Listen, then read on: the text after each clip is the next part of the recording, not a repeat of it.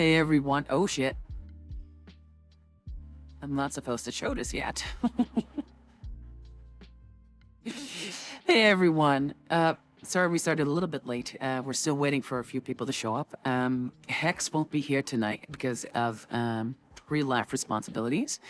But I am joined tonight by Robyn. Hello, I'm Robyn. She, her. By Glitter. I'm Glitter. Any pronouns? By Trinket. Sorry, lazy taste. It's just What easier up? to say, sorry.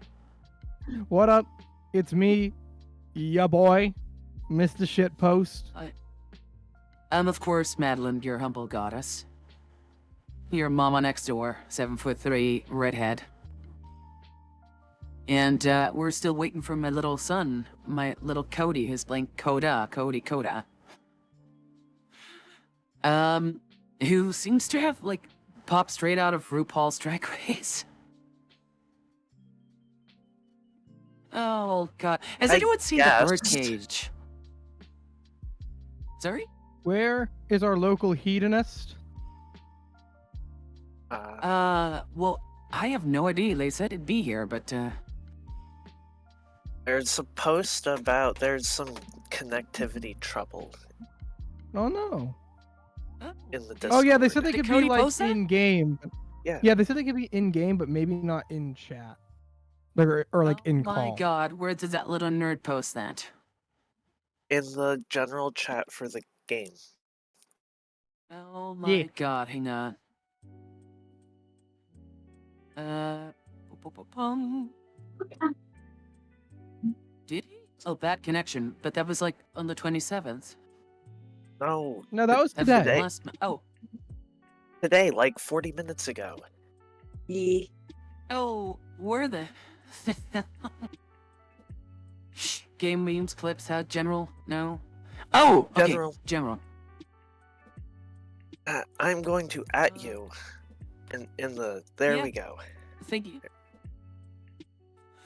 I'll let y'all know. Just follow. Phone with. Oh. Oh, I'm gonna miss his little voice on the Discord. Tragedy. Cody, if you can hear us, at least pick up your damn character.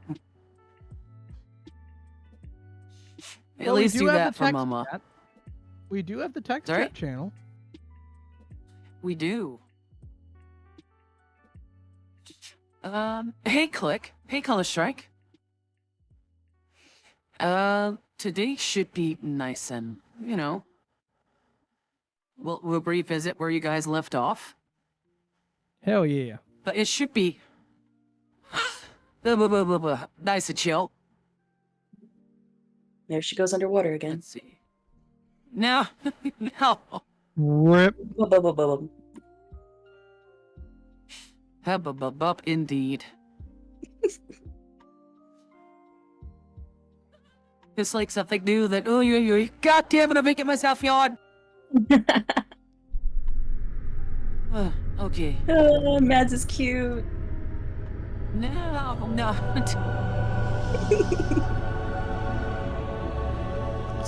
Oh, first card of the evening. Wow. And remember, there are 2 cards that we haven't seen yet. Terra and Amon. Aw. At least in time first. No. There's 2 cards we haven't seen yet. I'm still working on the other ones. Seth was kind enough to finish the new artworks for them. There should be like 9 new ones after this, I think. But there are 2, like, I did put like 2 cards in here that you haven't seen yet, so at least you have something to pull towards. I'm also thinking of maybe not launching them all at the same time, because, you know, you guys just keep pulling until you have all of them. It's like, oh, we worked so hard on this, and you've got them all in like one evening. So we'll see what happens. I was also thinking, and I'd love you guys as players as well, like some input for it. Chat's in the way of like the dice roller. So I was thinking, maybe having like a dice cam in like a corner or something. Oh. So maybe that could be nice. Duke of Rtyrfing says, show us your dice collection. I will. I've got, oh, I'm not gonna take pictures of the rare ones. Maybe later, I'll put them on Discord. But these are the skins for the dice I have currently. I love the ones with effects because, you know, fuck it, why not, right? I don't own these, but I do own these. Currently my favorites are like the red and blue, because blue is my favorite color. Well, it's the red of my hair. And it kind of looks like it's kind of menacing sort of red. Oh, Cody is here! It's the boy! Cody time! It's Cody time! I have no idea what I did. Hello! Hello. Hi! Cody! It's our favorite hedonist! Hallelujah! Hedonist. I'm Yeah, going off of like, that's you, honey. Oh, I didn't say it. Because I don't know your domain, because you said it was free, or like a homebrew. I've been trying to think about, okay, what do I know?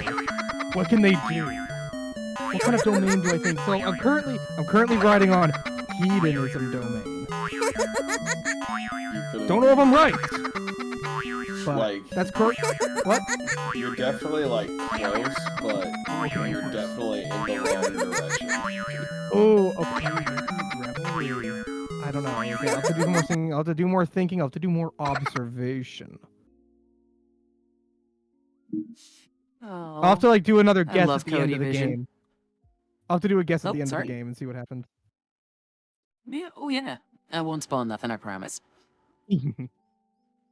Uh. Killshrek says, not gonna stay very long. I'm tired and generally kind of bleh. Oh, that makes two of us.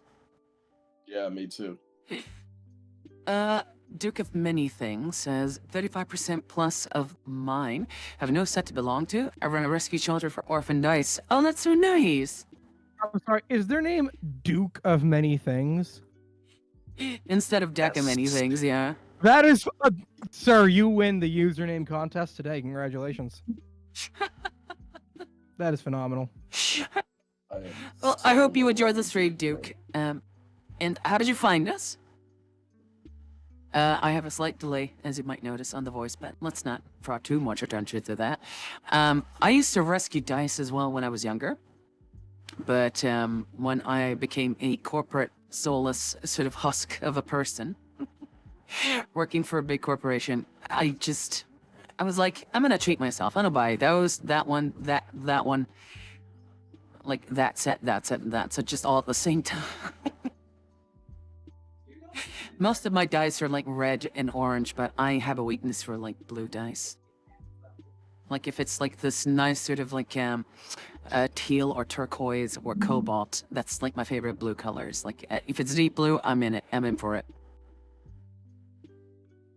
And then, would you believe it? Like I buy dice. I'm like, oh my god, I love these. I'm in love with these red dice. And I'm thinking no one else at my real life table has the same set of dice, because, you know, I don't want to mix my dice. You know. Yeah. I just want my dice to remain with me. It's fine. And if I need to lend them out, I'll know, like, oh, hey, player 2, you still have my D8. Could you give it back, please? A buddy of mine who has, in real life, I mean, he might have done, he stacked all his points in intelligence and dump statted every other stat, I think. What a Chad. What a Chad. He's not dexterous, not strong. He's like a waif of a man. He's very tall, but very thin. He looks very skinny, almost anorexic. And he's got like a high intelligence. He's very, very smart. He's got like multiple degrees or whatever, but he has no wisdom and is extremely socially awkward because with all that intelligence, he never knows how to apply it. Simply goes like, oh yeah, those do look nice. Goes to the counter and buys the same dice. It's like, you asshole. No. What a Chad. Ah. I appreciate Duke that of level Many Things is now mischief. following. I appreciate that level of mischief. Oh my god, we hit 170. Nice. Celebration, Awesome. jubilation. Yeah. Who does that little no sound? Damn it, I keep hearing this. Duke of Many Things says, I'm an autistic DM. Oh, same here. For a table of autistic players. President company excluded, of course. Oh, whoa. And so is my son. Oh, you play with your son. That's nice. We value family here very much. Duke of Many Things says, my campaign frequently features a duck of many things. Aww. That is amazing. And you say What is the dice duck- bucket challenge. Yeah, what is Hold that? Also, That's where what you exactly... just start eating dice from your dice bucket, and if the longer you make it before going to the hospital, the longer you win the challenge. Also, I gotta ask, what exactly does this duck of many things do? Yeah, I need to know now too. I Also, need no. to- yeah, nice I need to dice bucket know challenge. Not gonna do what that. the duck does. Not doing that. I'm the mature one or the responsible one at the table usually. Let's not say mature. I'm already old enough.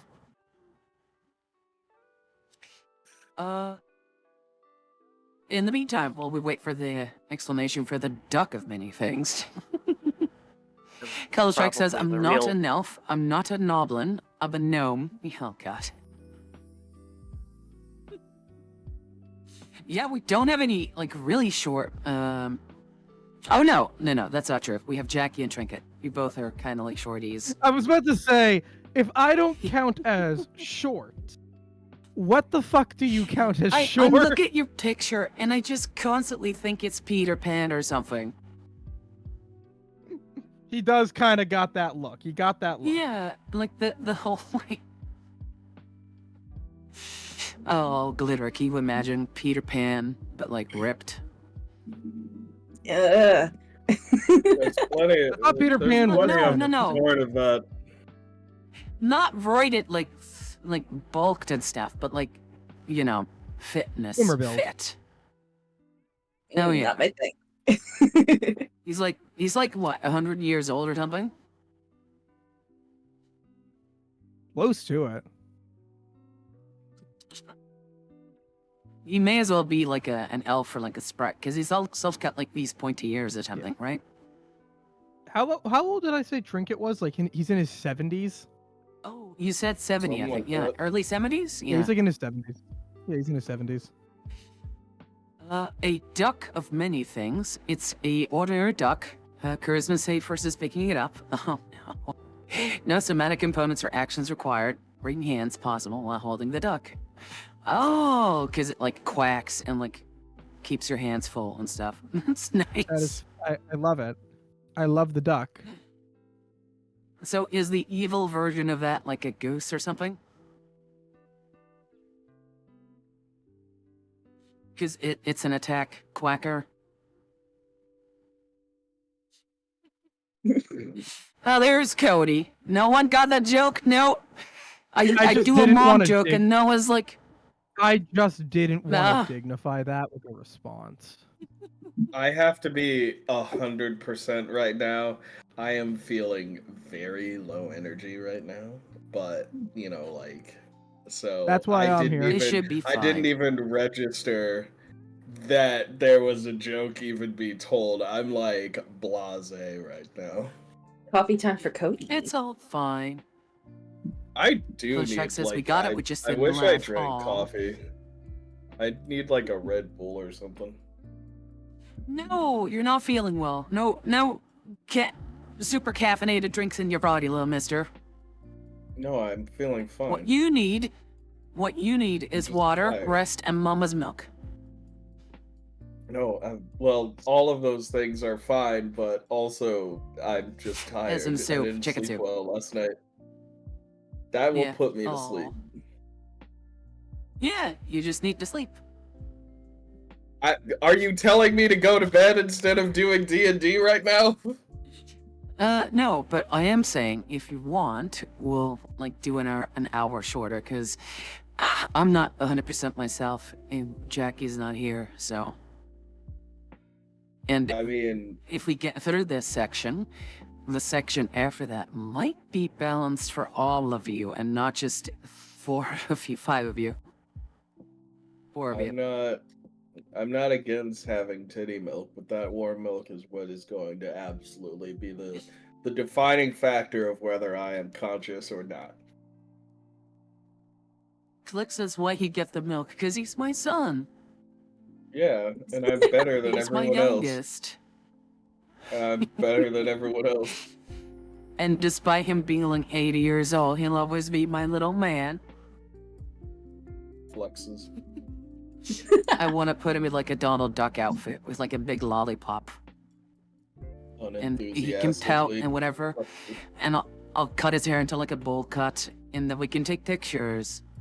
You would ruin my hair, and I would fight you. If you want to cut And I'd my find hair, it adorable. You're gonna have to kill me.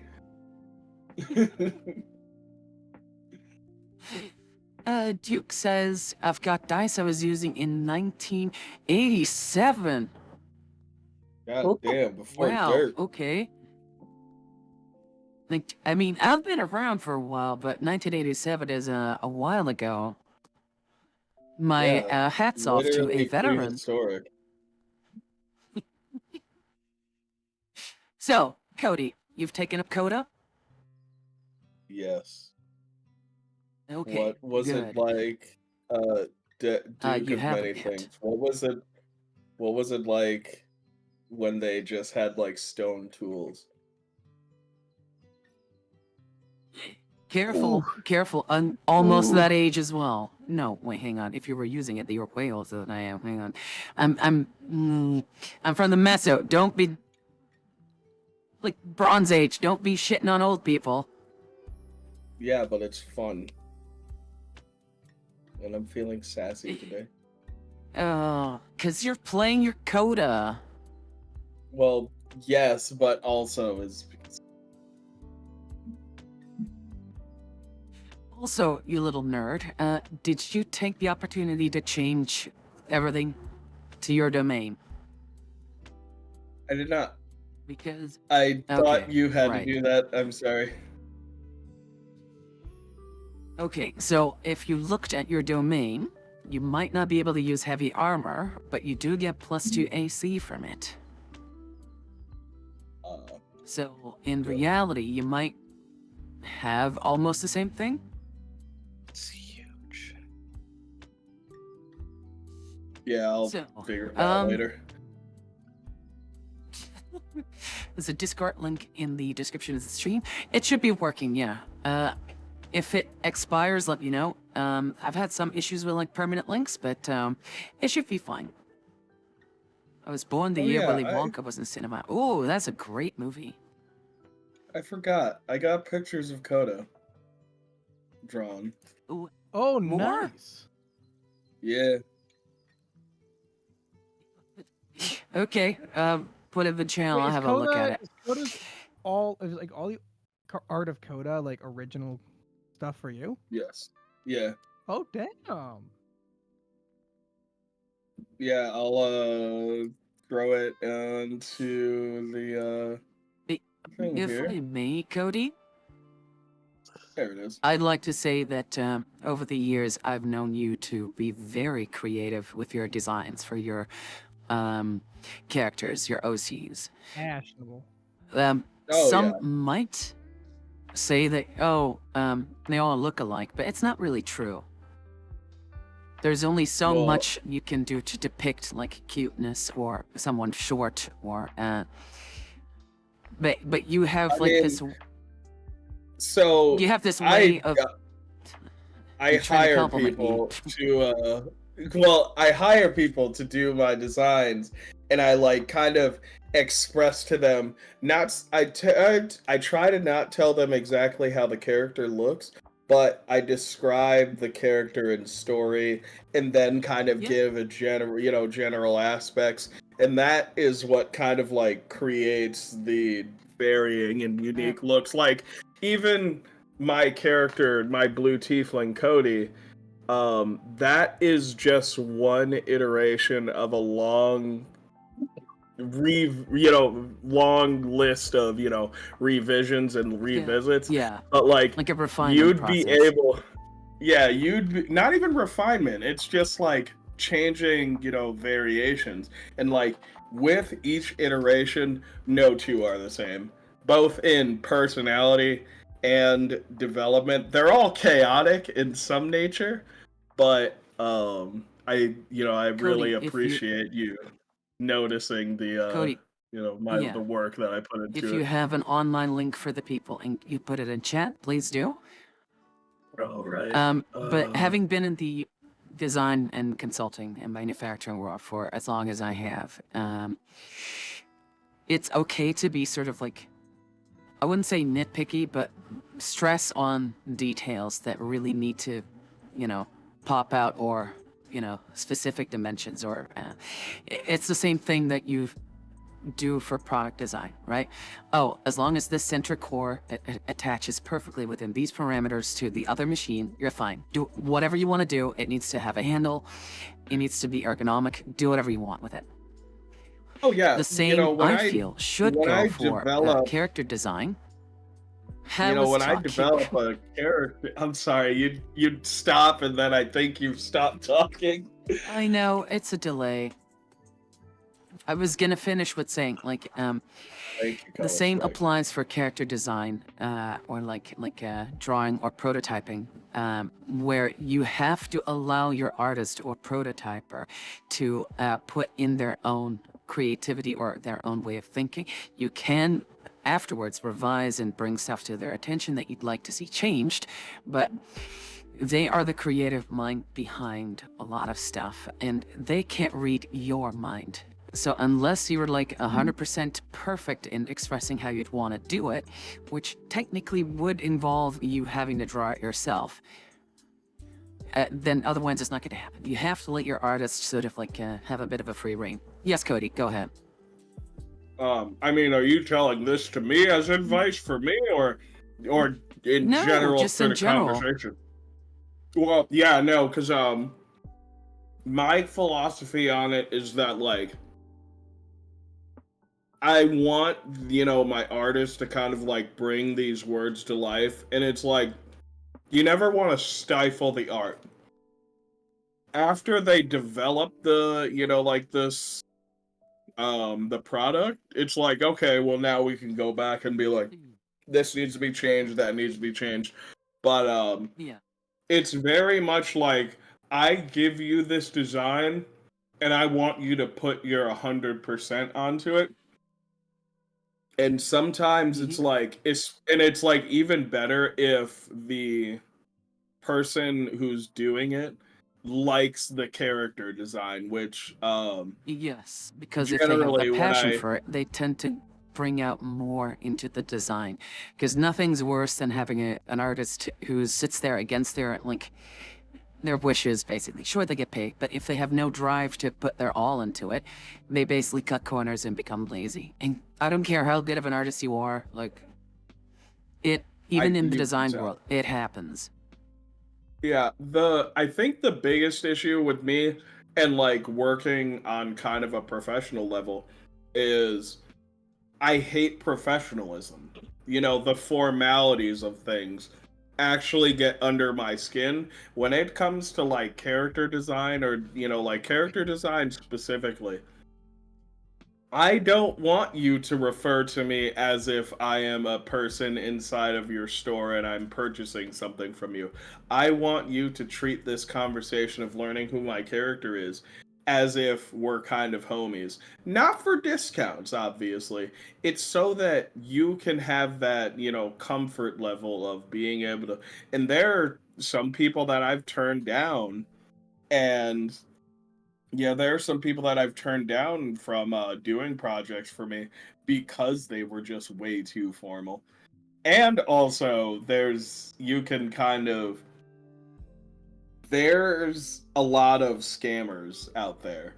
And almost Yeah, all too the much. time, someone is going to scam you, they're like way too like flat, like giving too much flattery and being way too formal.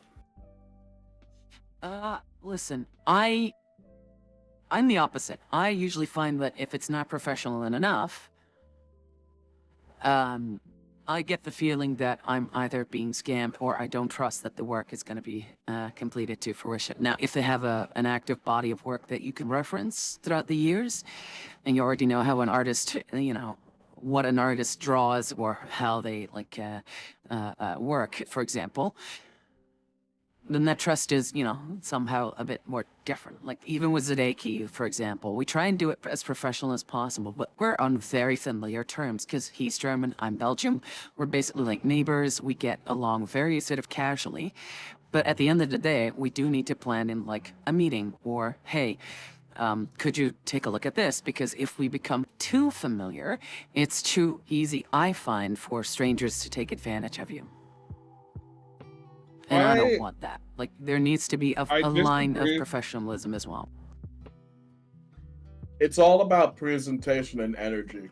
If you can't come to me with free-flowing energy and being able to operate in a manner that's kind of like loose, then if you're just too uptight, 9 times out of 10, you're going to be way too uptight with the design. You're going to be harping on details you care about rather than what is important to, bringing out a good product. You're confusing professionalism between being inflexible or non-flexible. No, I'm not. If I'm someone's not just like confusing the two. really rigid in their conduct. Because I hate professionalism for that same reason. If you come to me and it's very sir, ma'am, yes, no, with no criteria of asking questions or being willing to hear about the character that is being, you're being given to depict, I don't want to work with you. I mean, that's fair enough. There needs to be this spark between any sort of working relationship. Mm-hmm. I'm not expecting them to be my best friend immediately, but I need I don't need a best friend. I need someone that is capable of working, have synergy with me. Yeah. I mean, even with Seth, I do need to be a bit professional because we need to have a clear understanding of what we expect and what is going to be delivered. But, I mean, you've heard me talk to Seth. Shall we begin with the D&D? Let's fucking go. Yes, please. Okay. So, you have the map, and you were asked by Lady Amandra to venture down deeper into the Willow Woods to find a grove, sort of like the heart or the core of this part of nature, where the guardian, a unicorn, has been corrupted by the void, the nothing. It doesn't really have a name. And the only way that you would set things right... Oh, the music's getting loud again. So is this damn section.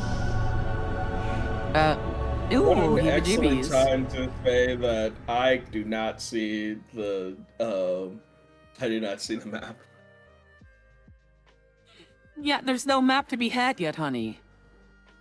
Oh, I thought there was. No. I'm looking at the stream. In character, you have directions. You have a map to telling you where to go. Okay.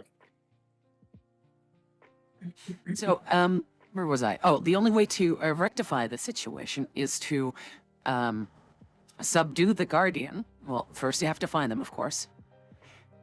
And pour some of Amandra's light onto its horn. After that, it should be, I wouldn't say purified, but it should be healed from its current state. And the Grove Guardian will make sure that, at least in that section of the Willow Woods, is I mean, at least it'll start its recovery process. You have gone deeper into the Willow Woods, into the south. Color Shark says some of her gamer girl bathwater. Oh my god. Hell yeah. This was supposed to be such a wholesome cafe. I've already been told that. Oh, why does she have bare feet, Matt? Why? Was that happen? And then I tell Seth, like, okay, it was because I knew that you were listening. Anywho's, so you went deeper into the south, into the Willow Woods, and along the road, the more perceptive amongst you, preemptively predicted an ambush by a few red caps. We left off last time where you managed to beat them down, or really murder them, I don't know. But at least you defeated them. And that's where we are right now. So, I believe you also rifled through their pack, right? Yes. I wanted Trinket to go through their stuff. Ganash is taking their that's already shoes. been divided, I think. Sorry, go ahead. I was gonna say Ganash is taking their shoes. Why are He's they gonna tie shoes? them. They're like boots, stomping boots. Red caps wear special iron boots. They do. Ganash do, is going I'm to just take trying to- them. Is going to take both Right. both pairs of boots and tie them to the back of the wagon. Okay. Like I'll truck just nuts? make a random item with that. Hang on. It's to Red- set like- an example. Yeah. Yes. Boots. Tip. There you go. So, there's two of those. Yes. Yeah, 2 pairs of And, iron boots. They are Gonna they're tie on to the the party back of sheet, the so if you wagon. want them in your personal inventory, that's fine.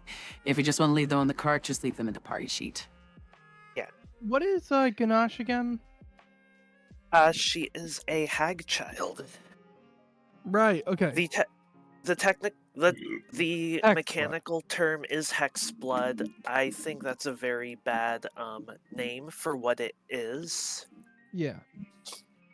A hex blood is somebody who bears the magical blood of powerful cruel fey creatures, usually hags. So what does Ganache look like again? Is it just the picture? It's kind of the picture. There's some complexion stuff that Hero Forge is really bad at. She's got like kind of a pockmarked skin. It's kind of the texture. Her skin kind of has a complexion that resembles like iron ore, kind of. Ooh. Okay. I would like Trinket to fly over to Ganache once they're like not too busy. Uh-huh. Kind of just flutters on over to them. Excuse me, Miss Ganache, may I ask you something? What do you need, Trinket? Is now a bad time? You sound rather distressed. I always sound like this. Ah, all right, I apologize. I just wanted to know, when you shifted, what the fuck? Oh, that's Ri- right. For those who weren't here last session, Ganache had a form that they activated that made them grow, like bulk out and like Hulk out. Hulk out. I think I know what it is because I believe we're playing the same thing that I do on my Friday game. But I need a check, because what the fuck? So yeah, Trinket kind of like hands on hips, just... What? What? Rissa, Rissa takes Trinket by the ankles and like pulls him away from Ganache and says, I think he means that was really impressive. What did you do? There's a long story and there's a short story. How much time do we have? So Coda's going to chime in as he tugs on his purse, climbing back onto the carriage, and says, "Not a lot of time. Can we continue? All this weather is making me breezy." He says, and he's going to take a seat. Ash finishes tying the boots to the cart and hops into the driver's seat and goes, "The short of it is that I have a fragment of something, of the power of something more powerful than us, and I can call upon it in many different ways." Krista gives a thumbs up. That's cool. Fascinating. So, Rissa, I'm not gonna let you roll for it, but something seems off about the soil that you had been standing on. All right. I look down at the dirt. I crouch to inspect it. It seems like there's a wooden lid under some grass, or the red caps might have had a stash. Ooh. Hey guys, look at this. I'd give it a little knock knock, just in case somebody's in there. I'm kind of like dangling upside down, arms crossed. Well, if the blood wasn't all rushing to my head, I'd say you found something. I let him go. I've been released. Let's get it pulled out. Alright, I start searching for a handle or whatever way to open it, and I'll go ahead and try to open it up. It's easy enough to find. You just ding your fingers underneath the lid, and you can lift it open. And Alright, it appears to be a sort of like a manhole for a shaft. Don't take me out of context here. And down below, with now exposed to the daylight, you see the small figure of potentially a child sitting in a corner, huddling to it in itself. That's not good. I'm saying this in character. Does anyone else see that? What did you find? Coda asked from the cart as he's reading. It's like a kid. Trinket, you're good with kids, right? Slow turn. What makes you think that? I'll Never take mind. that as a no. No. Why do you think? What are you just assuming that a fairy is good with kids? There's some fairy tale creatures that are good with kids. Mm, I am good More- with kids, but that's not the point. just get in there. Okay, I'm gonna go talk to the kid. I follow him inside, but I don't move any closer than like the entrance, and I watch. The hole was like it's a vertical hole that sort of like leans to a diagonal. It was made for smaller creatures. Okay. Jackie might have a good time of, and effortlessly wriggling into there. It's bigger than what his burrow's opening might have been. Badgering, it might be fine as well. But you figure it was made for red caps. Okay. Turn into a kitty cat and wander in there after Trinket, but I don't get too close because I don't know if the kid is afraid of cats or what, and I want to wait and see what the kid's reaction is. Oda sure as shit can't fit in there. Yeah, you wouldn't want a dirty Not or that- high heels either. Yeah, that too. I was gonna say, not that he goes scrounging around in random holes in the ground.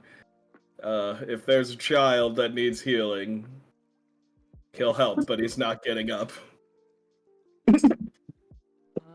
So, the child is sort of like got its head on like its both its arms and like it's like, you know, clumped up in a corner. It might be asleep. I kind of just like, I'd like to make a medicine check. See if they are either injured, asleep, comatose. Yeah, give me a roll, just like a superficial or like a check or something. Yep. Wisdom. And I click the +1, correct? Yep, did it. 11. Okay. So the child appears to be its clothes are tattered. And you see some nicks and scratches and stuff and bruises and it's got like an untreated sort of like a scrape wound on its knee. And yeah, it looks like it's been there for a while though because it's not bleeding. I check if they're dead. They are breathing. Kind of flutter back a little bit. Gonna go over to Rissa. Quickly explain what I found. You know, scratches, bruises, a cut along the knee that looks like it's been there for a while. Still alive. If I had to guess, they're probably resting because of like maybe malnourished and their body is trying to like save what energy it has. But I'm not a medic. We got to get them up to Coda. Let's Don't try worry. to wake them up. I got it. I'm gonna like grab them by the like what little clothing they have, and I will try to drag them. That. I am strong. I am Trinket Blamblewing, strongest fatty in the universe. I got it. Your strength is 8. I got this. Okay, so you start pulling on this kid's, like, you know, torn clothing, I guess. Should I roll athletics? Strength athletics, Herbie, please.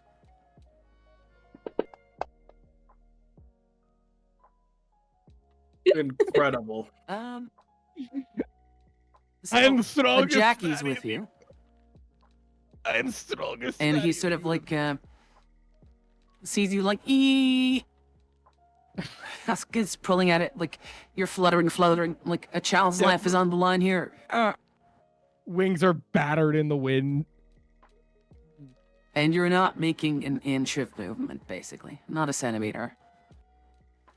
Jackie says, shall I do that for you, friend?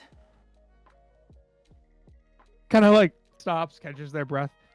You know, I'm more than capable of doing it myself, but sure, go ahead, yeah. Feel free. Oh, hey, I'm gonna, Hex, like- you're in chat. It's kind of like dejectedly flutter my way out the hole. Jackie very, easily, because, you know, burrows is, you know, his native terrain, let's say. Very easily sort of like, slides the child out of the, its, you know, prison. And, hands him over, like, you know, goes to the cart, lays him on the back, and, lets Coda do their thing. Oh, you poor thing. So Coda's going to he reaches into his I'm sorry, he reaches into his coat and he pulls out his holy symbol and says, "Did you find anything of significance or importance that would explain why this child was down there?" He says as he places the holy symbol on him, beginning prayer. Are you speaking to Trinket? Anyone. Just kind of shrugs. Captive, blood source. I don't know what Red Caps would want with him. They tend to not be the take prisoners type. Maybe he was a hostage for some sort of ransom. Can I roll So, a knowledge Go history? down there and find out why. Can I roll You may knowledge roll history? history, but as Coda is working, you can see that the child's nails, like it's a boy, or age around 4 or 5 or something, and you can see that his hands are completely dirty, nails are like completely dirty, as if he tried to like crawl out of the hole a few times. So that roll was specifically to know, like, Yep.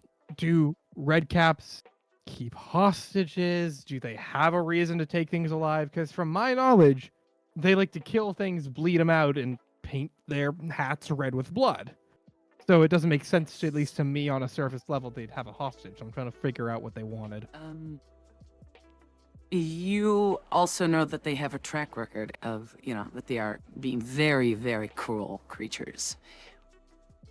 Simply killing something is often not enough, but it will do in a pinch. You suspect that they might have kept him to, torture or, bully or abuse this child. They steal bad children to turn them into red caps themselves. Is that Something strikes me to believe that they don't steal bad children. They steal children and indoctrinate them. Is this information accurate? This is player asking, because I don't... Oh. The DM is also trying to look this up now. I think we may have been using some out-of-game knowledge. I haven't read that anywhere, to be honest. Can the players who've just suggested that confirm? Is that one?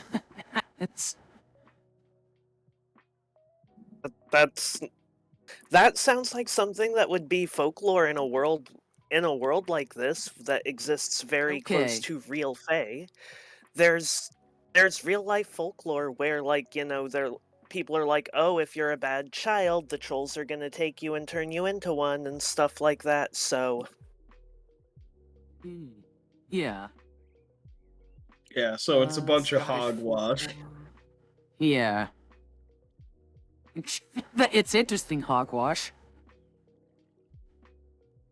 I don't know if it's hogwash or not, but It's bullshit. Cody. but I know that is what Ganash says. Okay, that is entirely fair. Okay, cruelty, torture, all that kind of stuff. All that good stuff. Constructs, I think that's mythology, not the lore, I think. Oh, you know what? I I kinda can put my own spin on it, so. So yeah, Yes, Trinket? Coda. Oh, sorry. I was gonna say Coda's first. He's going to use the spell Lesser Restoration to clear of him of any infections, wounds, whatever. Sure. Go ahead, take off your spell. Yep. And then,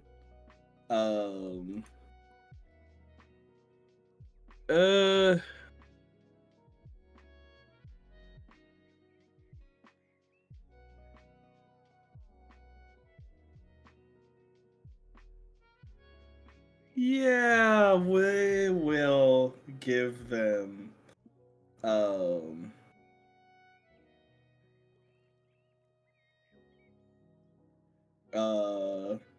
yeah, I'll give them a holy word. Okay, go Giving for them it. some healing. Uh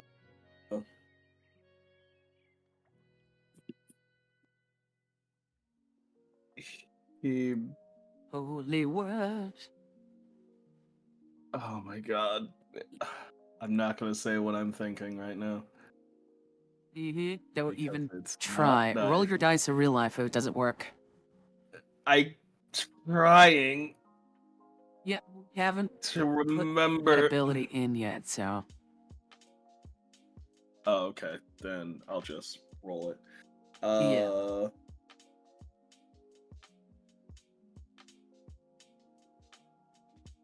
I'll fix your That character is. later. It's fine.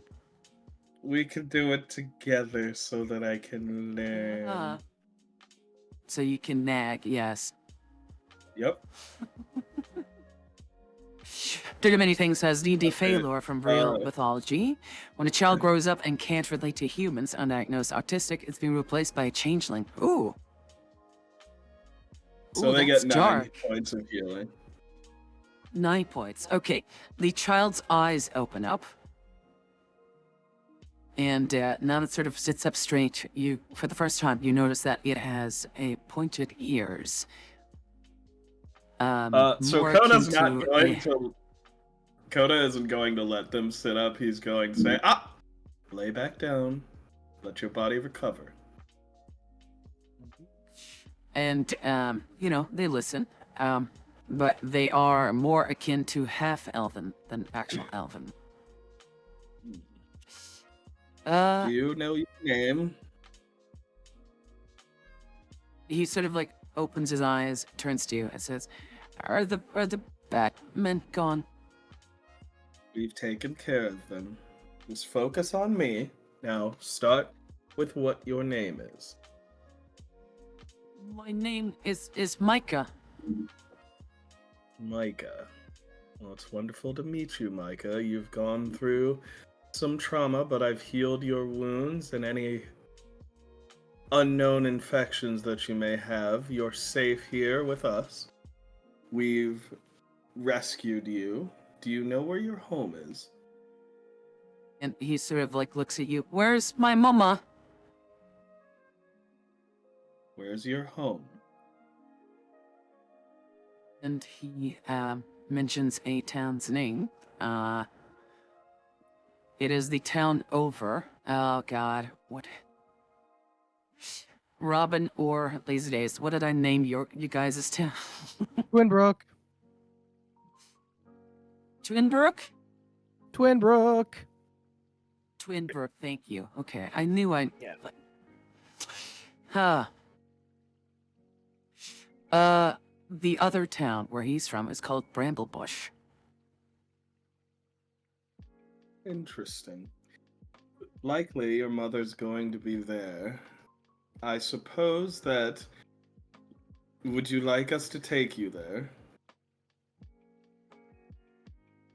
He says, well, I don't know where it is. We can find it.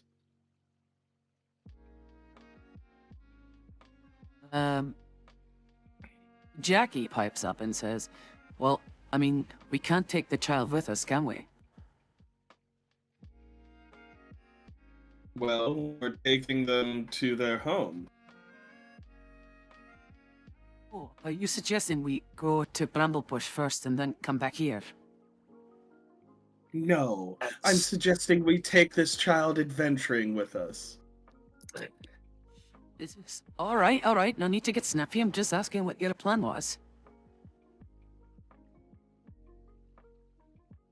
I'd like to look over the child really quick and just kind of, because we were just talking about changelings and switching out children. Does this kid seem off in some way?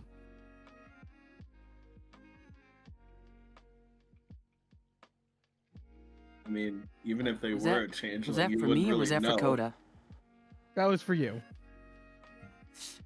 No. This is a child, likely traveled here with a group of people. Group of people got killed. And he was taken prisoner.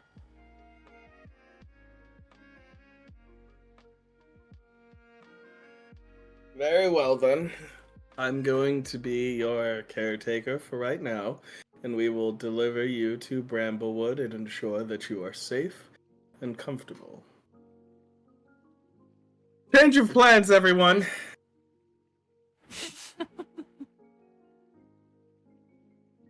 Flutter on over to kind of get an update on what's going on. Looks like we're We're going to going- We're going to a place called Bramblebush, and we're going to figure out where this child belongs, and we'll figure out things from there. Well, you heard the man, Scarlet. Let's get going. And so Coda's going to take off that nice, silky, white, pristine jacket and wrap it around the child before going to sit back on the on kind of like one of the spots inside of the carriage, taking out a book. But like he's got the book up and open, but his eyes aren't leaving this child. Not letting him out of his sight. Rissa Your is going expensive white to. designer jacket, huh? Sorry, Mhm. I have a delay. You're fine. Rissa is going to sit down by the kids so he can have like therapeutic kitty time. Yeah. Basically, he holds on to you as if you're like a stuffed animal, not wanting to let go. Rissa allows this. It's like look over the shoulder. That's fine. And he's not talkative a lot, but as you do, I mean, I guess you're venturing. As you do go about the way to Bramblebush, he sort of like starts to open up more. It's like, whose kitty is this? They belong with us. They're ours. Less ours, more their companion. That's Rissa. They're very pretty. Yes. Rissa starts really quietly purring. And he's 4 or 5 years old. It's sort of like points at Jackie and says, "That's a bunny." That's right. I forgot that I had. Who's that? Who's the bunny I forgot I belong have to? I have the spell mending, so I'm going to mend his clothes. Have you never met a That's nice. heron-born before? Heron gone. He sort of looks at you and says, "What's that?" I don't leave the house often. Me neither. It's good for you. Good for the Hey, complexion. Rider Zero. Oh yeah, no, kid's kind of pale.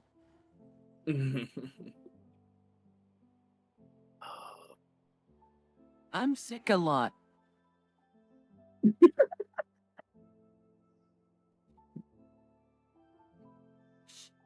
Sick a lot, you say? And he sort of like nods and says like, "Yeah." You're sick a lot.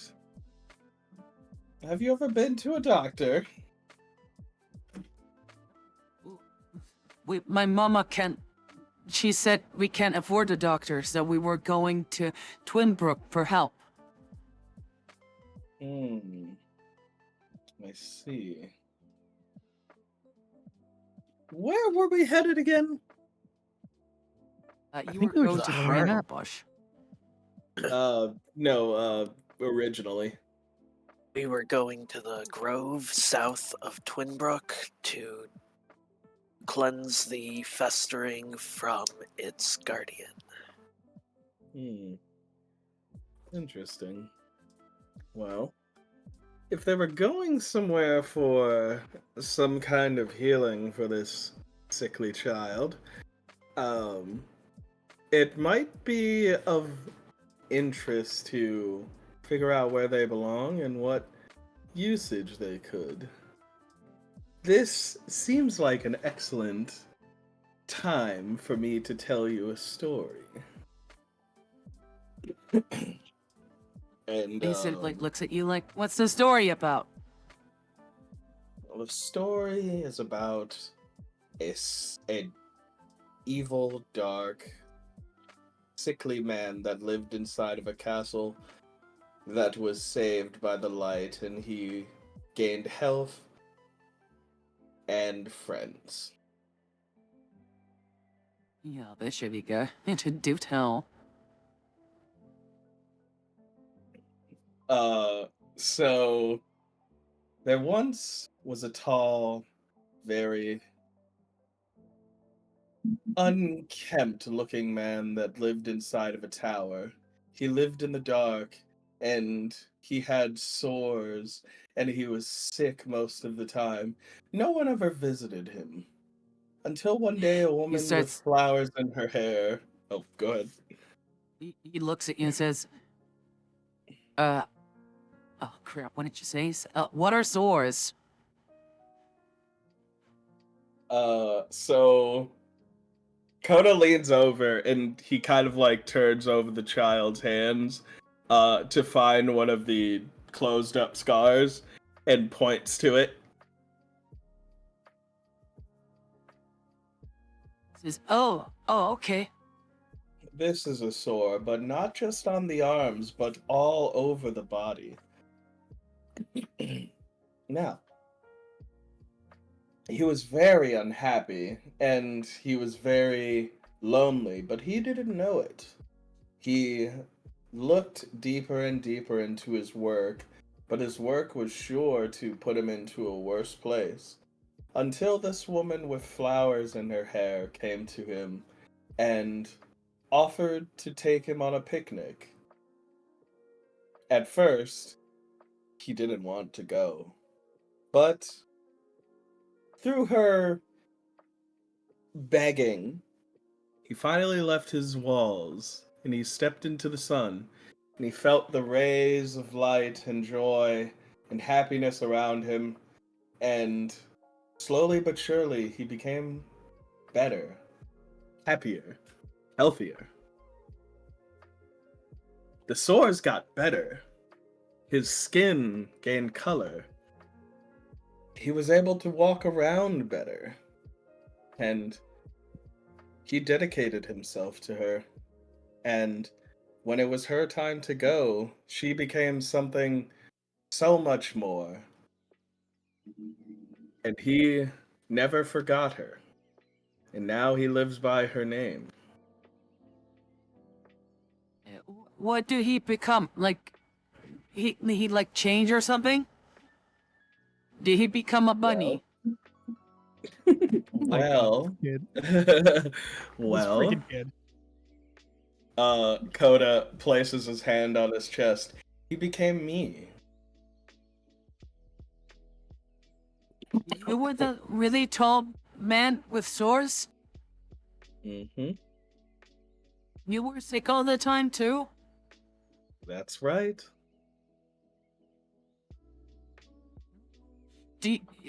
And he sort of like stammers over his words and like tries to find the words and says, "Do you also like when you have the coffees? Do you also like get black stuff out of your mouth?" Ooh. That Yes. doesn't sound good. Okay. 'Cause But my mama said the doctors didn't know what that was. But if I may,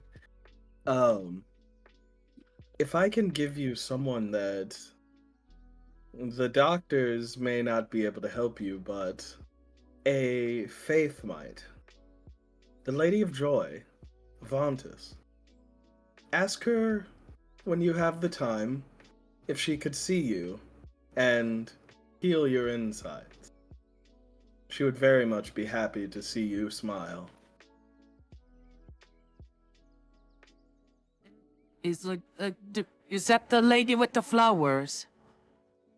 That's right. That is the lady with the flowers.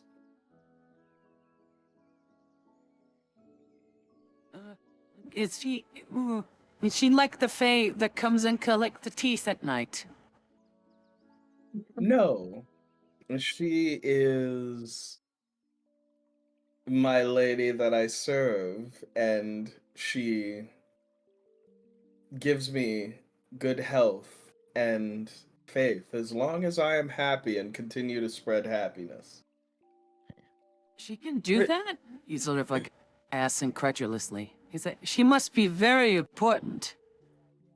Yes, she could do many a different things, and she allows those that follow her tenets to do a great deal of special things. They're the things And you said- that I was able to wake you up with and make you feel better. And he sort of looks at his knee, like, you know, you've mended his little shorts, pulls his like hose, like pipe. How do you call it? His Pants legging, leg. kind of. Pants leg. There you go. Slightly up to look at his knee that was bruised, and it's like all better now. Like, oh wow, yeah.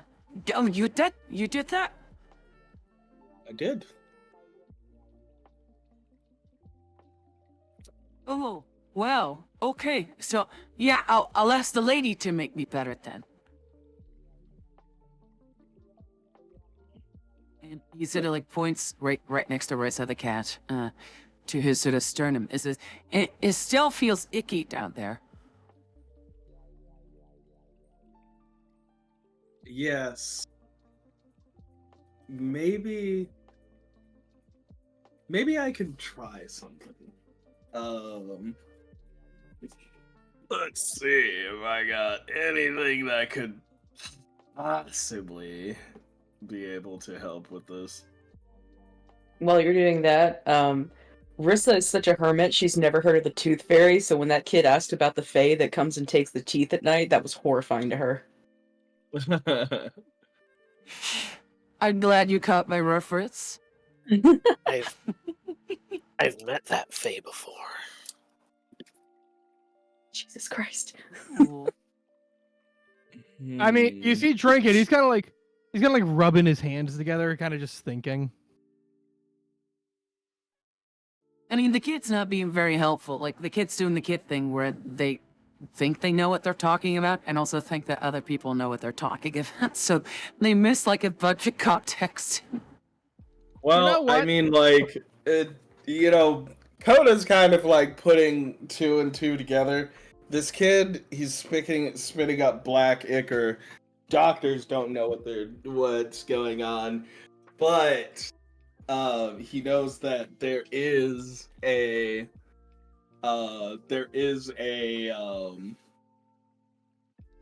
unicorn that has succumbed to corruption, and that corruption is spreading. This corruption might also be present inside of this child. Very fair assessment. So Coda is going to take out the what is it called? The vial that Of a mantra? Yeah, the Yamandra's Yes. light. Yeah. And he's going to place it close to the kid's chest and see if it has any reaction.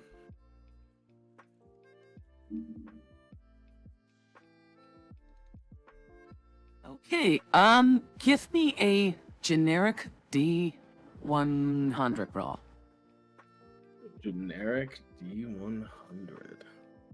Ignore that. I didn't mean to click that. All good, all good. Oh, Three. okay. Oh, there is a very strong reaction. Despite you still having the file sort of closed off, you robot. move the Oh, what again? No. Mm-hmm. Let me just. Oh yeah, I see it. CPU being used 99%. Great, thank you, Windows. Nice. Should be fine now. Back to 60. Hey. Yeah, you're good. I'll keep an eye on it. Like, it's that same fucking surface again every time I use my headset.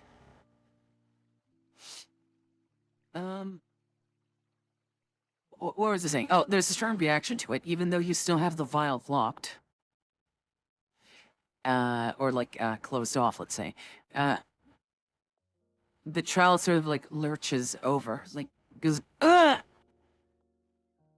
And, you know, Rissa is forced to jump sort of like out of his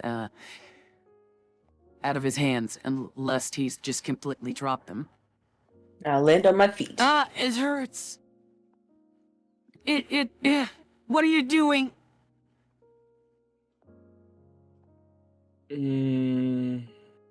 I think I might have an idea of how I can help you.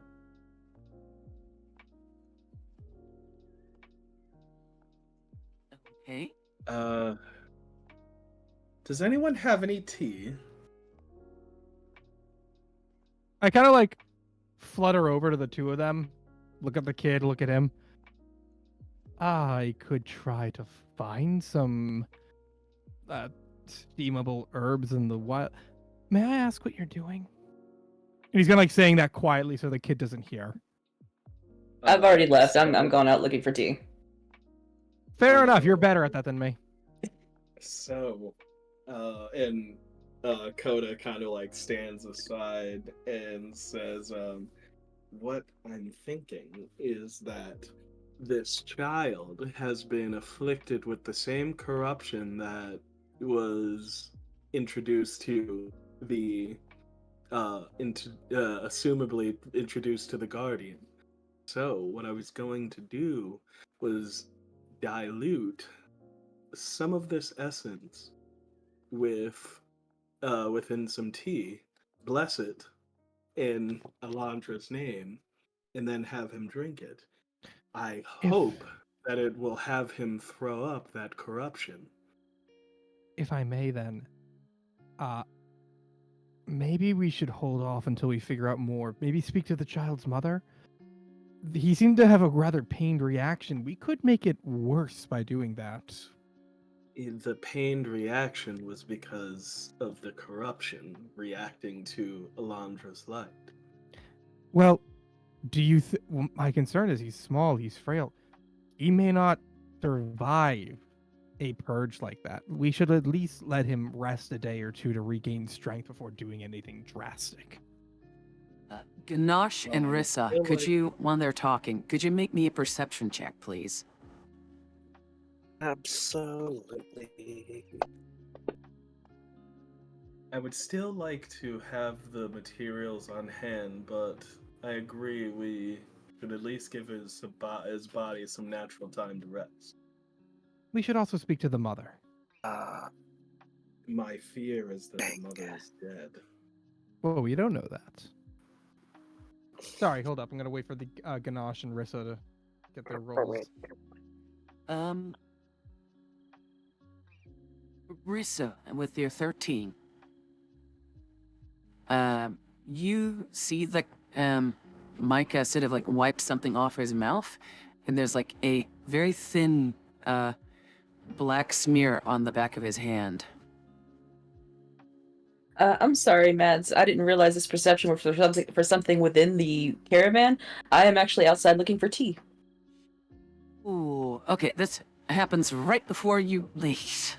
Okay. Hey. I meow to Save, man. Then why? Thank you. I meow to get people's attention.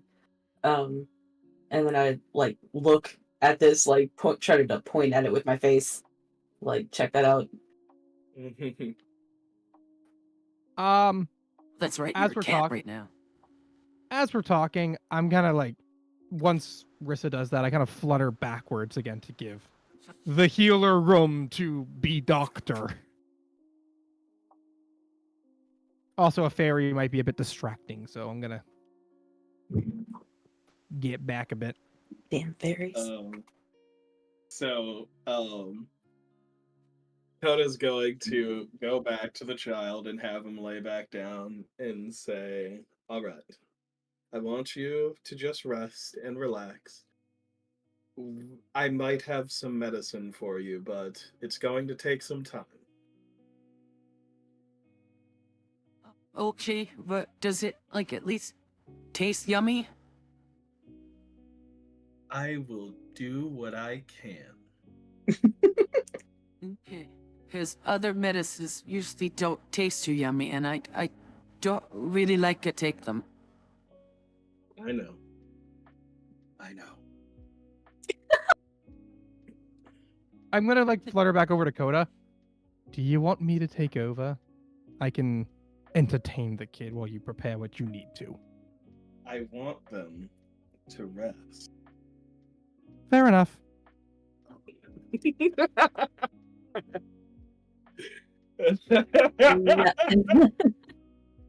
You know, you two, know it or not, believe it or not, rather, knowing both of you guys' abilities and whatever, might make an excellent tag team at something. Me and Coda?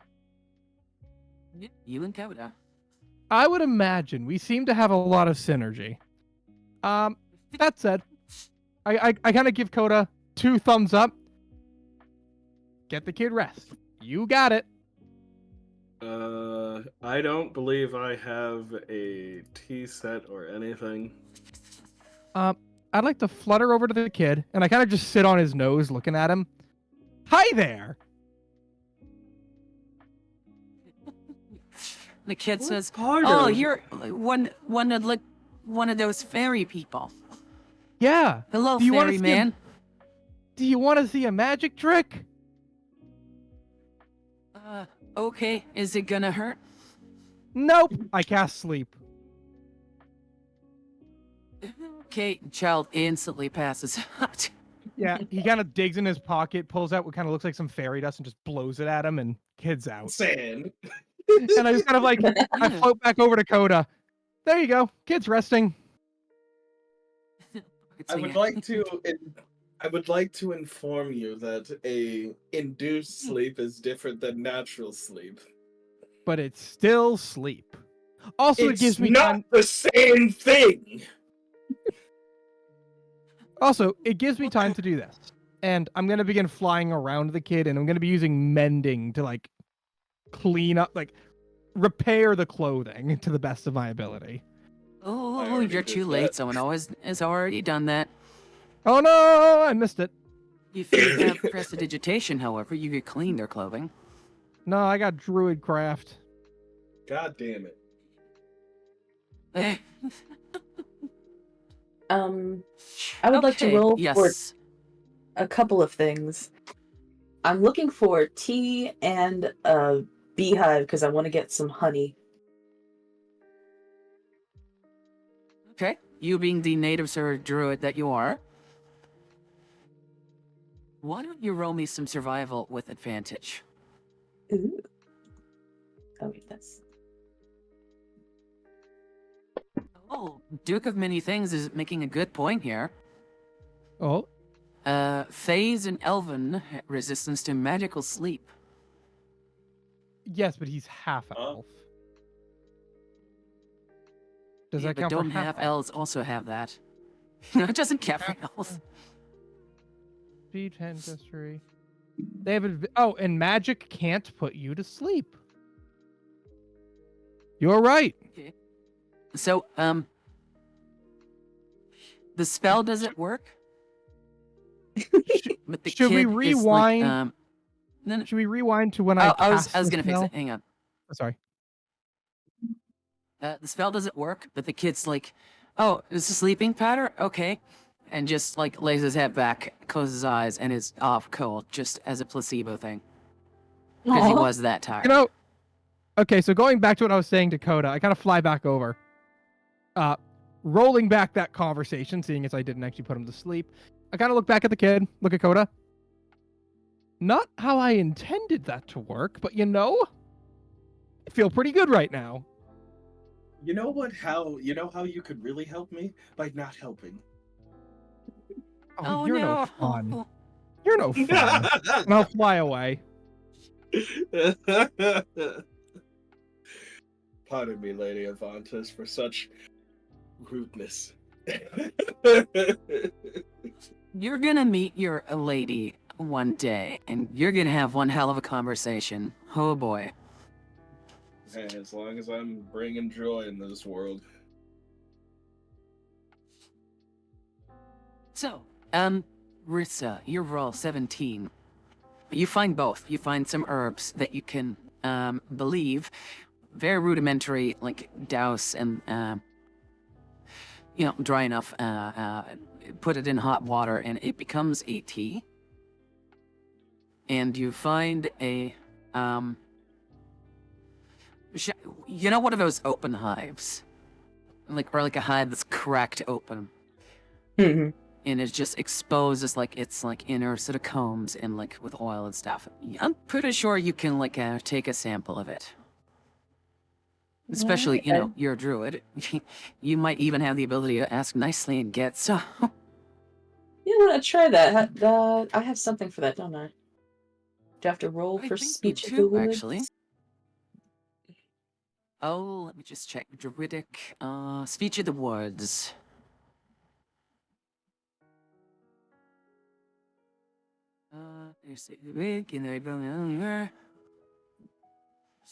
A friendly beast could relay what is seen or heard in the pet. Oh, fuck it, yeah.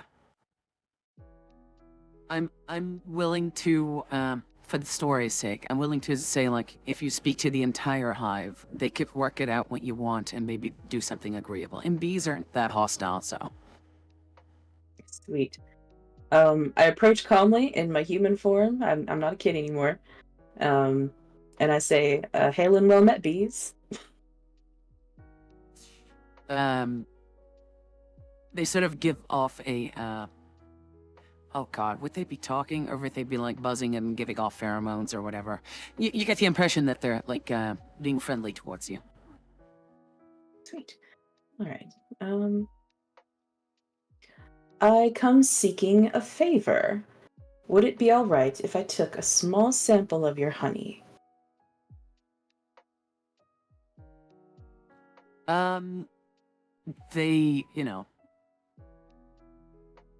They, they let you know it's not their custom, but I'm willing to, you probably explain what's going on. Yeah, there's a sick child and he really needs a medicinal tea. I think that'll go down a bit better with some honey. Okay. Let me just quickly check here.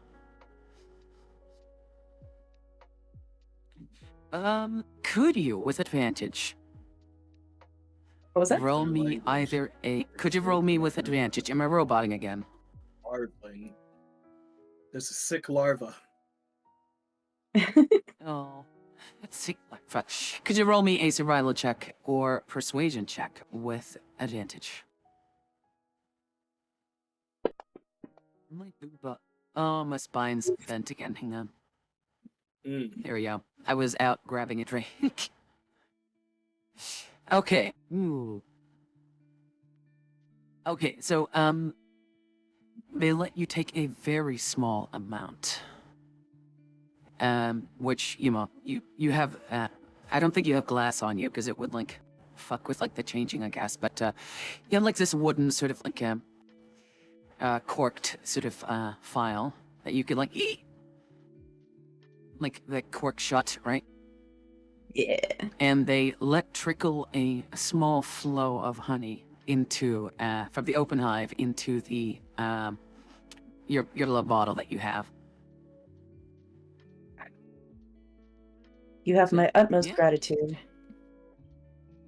The bees say, if we could, they let, you get the impression they're trying to convey that, glad to help when it's within reason. All right. I give him a little nod and I head back to the the wagon. Yeah, sure.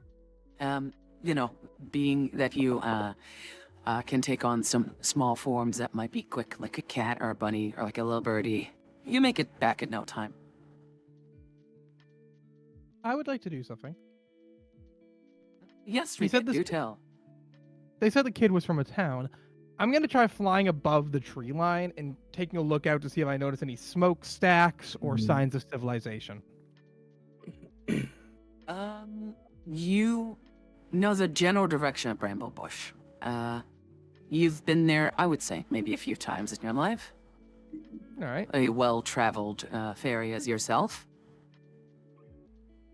And you can see the distant sort of settlement. There's like a section of forest in between it, but there is a clear, carved sort of like there is a path, a road in between the two towns that you can follow. It's mostly used for trade or for travel. And they're relatively safe too. Well, I'm assuming that. Well, if we handle the red caps, anything else in the forest, especially in such a short amount of time, we'd probably be able to do. Bramble talks to himself. Sorry, Trinket talks to himself a lot, so he's just kind of thinking out loud as he flies back down. You're like an external thinker. Yeah, The he's internal pacing in midair. yapologue. Yeah, he's pacing in midair. Okay, very unlikely we'll run into anything too bad on the way if there's anything left at all. It's not that far of a trip, maybe a day or two at most. Okay, we could get the kid in the back of the wagon, give some time to recover. If you hurry up, you could make it in most of the day. Not 24 hours, but like the sun. Mhm. You could make it before nightfall. Just to be safe as well, I'm going to use Druidcraft really quick, and one of its effects is I can create a small sensory effect that predicts the weather in a certain direction. Yes? So I'm going to create a small puff of a cloud in front of me and see what it does. I'm sorry, did you say you want to divine So- what's going to happen to the weather, or? Yeah, it lets me predict the weather. Okay. And the coming forecast, to your knowledge, is that it might be a bit windy, but it will stay clear. It won't rain, it won't snow, the sun is going to shine still. All right, that's actually kind of good for us. It scatters our scent in case there's any hostile animals. All right. I kind of pack up, look over at the others, kind of checking in. That's This Trinket's tea way that of you're saying- trying to make, is it along, you know, while you're traveling? You have a cart. Like, I'm willing to say, like, hey, if you have some sort of, not that you can make a campfire on a wooden cart, shit, not like that. But if you have, like, a set or something that is, like, you know, something metal, you know, that can heat up. I can help with It's this. it's a whole thing, so he needs some more space because this is gonna be utilizing my whole priest pack. I can help. Oh, okay. I'm gonna fly. I fly over to Coda. Hey, were you able to find yourself a tea set? I don't have a tea set. I can handle that. And Okay. rapidly, Trinket flies around collecting small pebbles, branches, everything. And for anyone who's played the Lego games, like the video games, you know when you build something wicked quick and things are flying all over? I'm doing this as I use Performance of Creation to make a tea set. That will last for, I recall, 2 hours. You, like, rapidly sort of Lego block building a tea thing, and then it, Yeah. when the camera pans back, it's an actual smooth stone. Kind of just like look cup. over at Coda. May not be the prettiest thing, but I think it will do. Certainly works for me. Oh, and the last thing is it does make a sound. So Yeah. I'm just gonna say it's making gentle bird song. Oh, yeah. Oh, that's kind of nice, actually. Yeah. Very pleasant. Yeah. Well, if I can help in any way, please let me know. And I'll be right back. I'm gonna get a sandwich, but assume if I'm doing Okay. anything or if Coda makes any checks, I'll be taking the help action. Okay. I would like to ask Robyn. Robyn, does Ganache know prestidigitation? No. The closest thing Ah. to a heating effect she could manage is a The green flame blade. yeah, the green flame blade, and that's not exactly a cooking fire type of Oh. deal. Sorry, before I go. Trinket will inform both Ganache and Coda that should they create like a small enough campfire, like a little one, I can magically make it a proper campfire of Druidcraft. Just beware that you'll have to either stop and do it on the side of the road, or you're gonna be doing it on a wooden cart. Wait. Yeah, which Oh, is damn. why I was I saying really that should've- we should get to where we're going first, and then I could do the thing. Oh, I'm sorry, I missed that. Damn, I should have taken heat metal. All right. Well, again, I'm gonna be right back and just Well, have your Trinket your do help tea actions. your tea pot is made out of stone, so Yeah, that's true. And it only lasts 2 hours, Shall we but I can make fast- another one. yeah. Shall we fast forward to Bramblebush? Sure. Sure. Let's. Okay. Very well. I'll be right back. You arrive at Bramblebush. Its architecture is very similar to Twinbrook, where you came from, but there isn't a stream or brook that, Twinbrooks has two sort of brooks that flow into each other within this town, hence its name. Bramblebush is more along the lines of a thicket. A lot of bushes and whatever, instead of just tall trees. But all in all, it pretty much looks the same as Twinbrooks. It gives the same feeling, same sort of people that walk around there. You see a beaver man with an overall on and a bushel of sticks on his shoulder, maybe bringing them home or to a shop to burn. It's people walking around. You see fairies fluttering here and there. You see humans and elves, or elven people, at least, walk around. There's gnomes present, there's halflings, all the kind of stuff.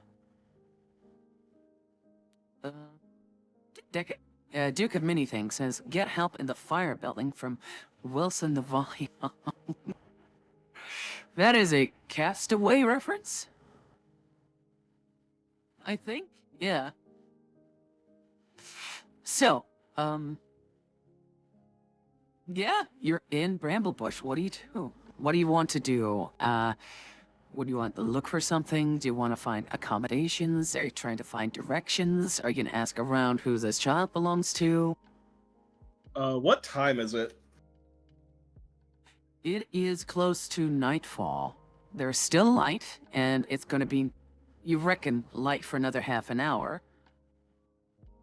But,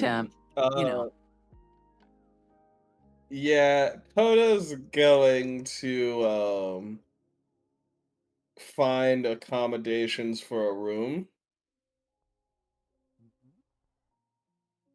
Okay. So yeah, like heading to the nearest inn or tavern and bringing the child with him. He kind of like picks them up. Oh, I haven't had to do this in a while. He turns to the rest of them and says, I'm going to find a place where they can lay down and be more comfortable in a bed, and you're welcome to join me. And maybe some of us ask around town if they know about an attack or something like that involving redcaps. Jackie, being the father of many children, offers to look after the child with you. You're welcome to accommodate me. Just, I need you not to get in my way once my rituals begin. No, of course not. Of course. I'll just be there when you need me and when the child needs something. Why don't you, go up to a room that you've booked, and I'll take care of everything else for like food and stuff. And Sounds good to me. And so yeah, he's Okay. gonna go to the inn. all right. We go to the inn. A room is booked. No You'll particular find it, questions are room. asked. Specific like stream. Okay. It's very rustic, much like your previous room. Good enough. But yeah, Rusa and Drink is not here. Ganash? What are Yes. Rissa and Ganash going to do currently? Are you going to start like a search for this child's mother or their home, or what specifically are you going to try and accomplish? Rissa's gonna stand by Ganache. Like, after everybody separates and goes their separate ways, Rissa's gonna stand by Ganache for a few seconds, kind of look down, like, shuffle her feet for a second. She really hates just randomly talking to strangers. So then she looks at Ganache, says, do you want to go ask questions to people together?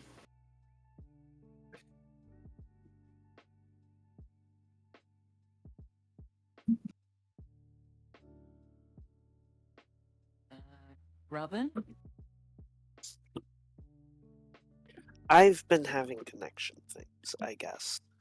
Oh, sorry. I've passed my issues upon you. I am sorry. No.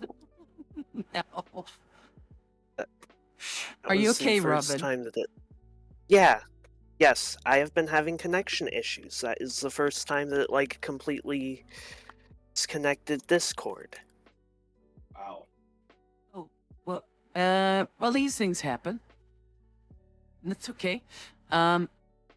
Was there any section you might have missed, or what's like the last part that you've heard? We got to Bramblebush, and then You got to bring it cut out. Okay. Quick sort of synopsis and to catch you up. Jackie and Coda had gone to rent a room to keep the child safe and like take care of food and stuff. And Coda suggested that the rest of the party start like looking or asking around for either the child's mother or if they know the kid or anything. Just like do a little investigation.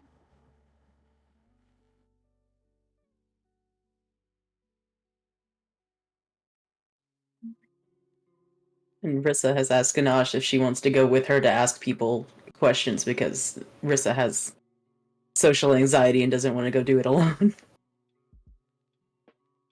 All right, yeah. Let's go. Let's go find out about this kid.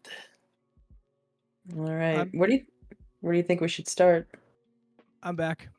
Welcome back. Hey, drink yet? What are we up to? Okay, brief synopsis yet again.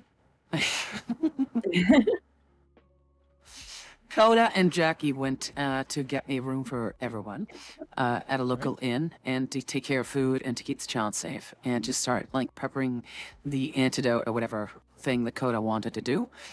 And Coda suggested that you, Ganache, and Rissa investigate like the town, maybe find the child's mother or find out if anyone knows the kid or where they live or. And things were about to be like planned.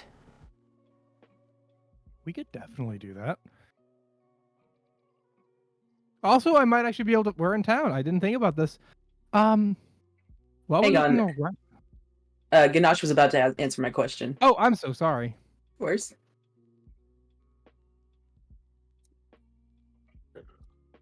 When I said We was, have where do you very- think we should? Oh, go ahead. We have very little to go off of as far as this child's anything. Hmm. We should Duke of many probably things. start Oh, sorry. with with asking provisioners or asking anyone that sells provisions if anybody has left town recently on a big journey to Twinbrook. Good idea. That would probably get us leads.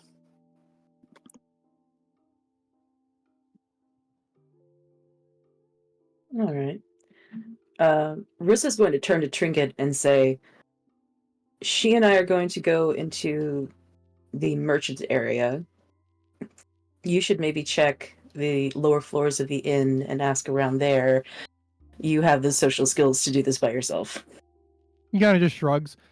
Fair enough. I was going to say we should be on the lookout for grieving mothers, but I'm beginning to worry Coda may be right.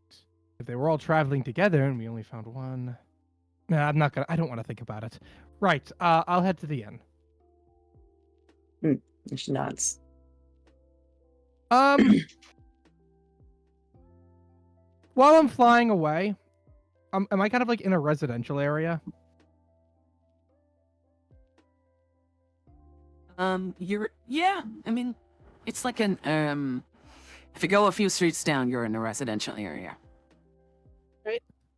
I'll head that way first and kind of just flutter around in the residential area. I'm kind of keeping an ear open to see if I can hear any news, missing people, maybe worried neighbors, gossip like that. Yeah. The other thing I'm doing is also peeking in through a window every now and again to see if there's any teeth lying around. Fuck. To pretend to be the tooth fae? No, Fairy. I thought of a reason. So mad at You you want to right look through windows if there's teeth lying around.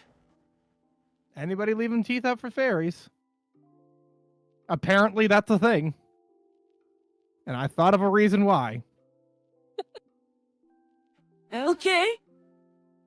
Trust me, it's not what make you me a think. Perception check. It's not what you think, I promise. Okay, you're not gonna swindle some kid out of money or something. No, absolutely not.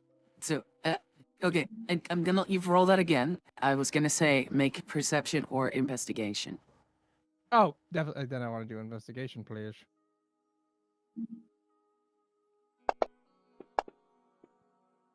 Yay! Yay. 18. Okay. So you're sort of like, like a lady. No, not a ladybug. What am I saying? One of those. We call them libelles. They're insects, like very long insects with like 2 wings on each side. Like not mosquito. Dragonflies? Fuck, what are they called again? Dragonflies. You're like this. I mean, yeah, I have dragonfly wings. Yeah. You like flutter like, really fast, like around, zip, zip, zip around him. And yeah, and like in one of the windows, you see teeth lying through like the window on like a sort of like a cupboard. Is there a way inside? The window is open, yeah. It's one of those wooden Sweet. ones that like it's just the frames and it's like those wooden doors to close it. Okay, really quick. Let me check my inventory.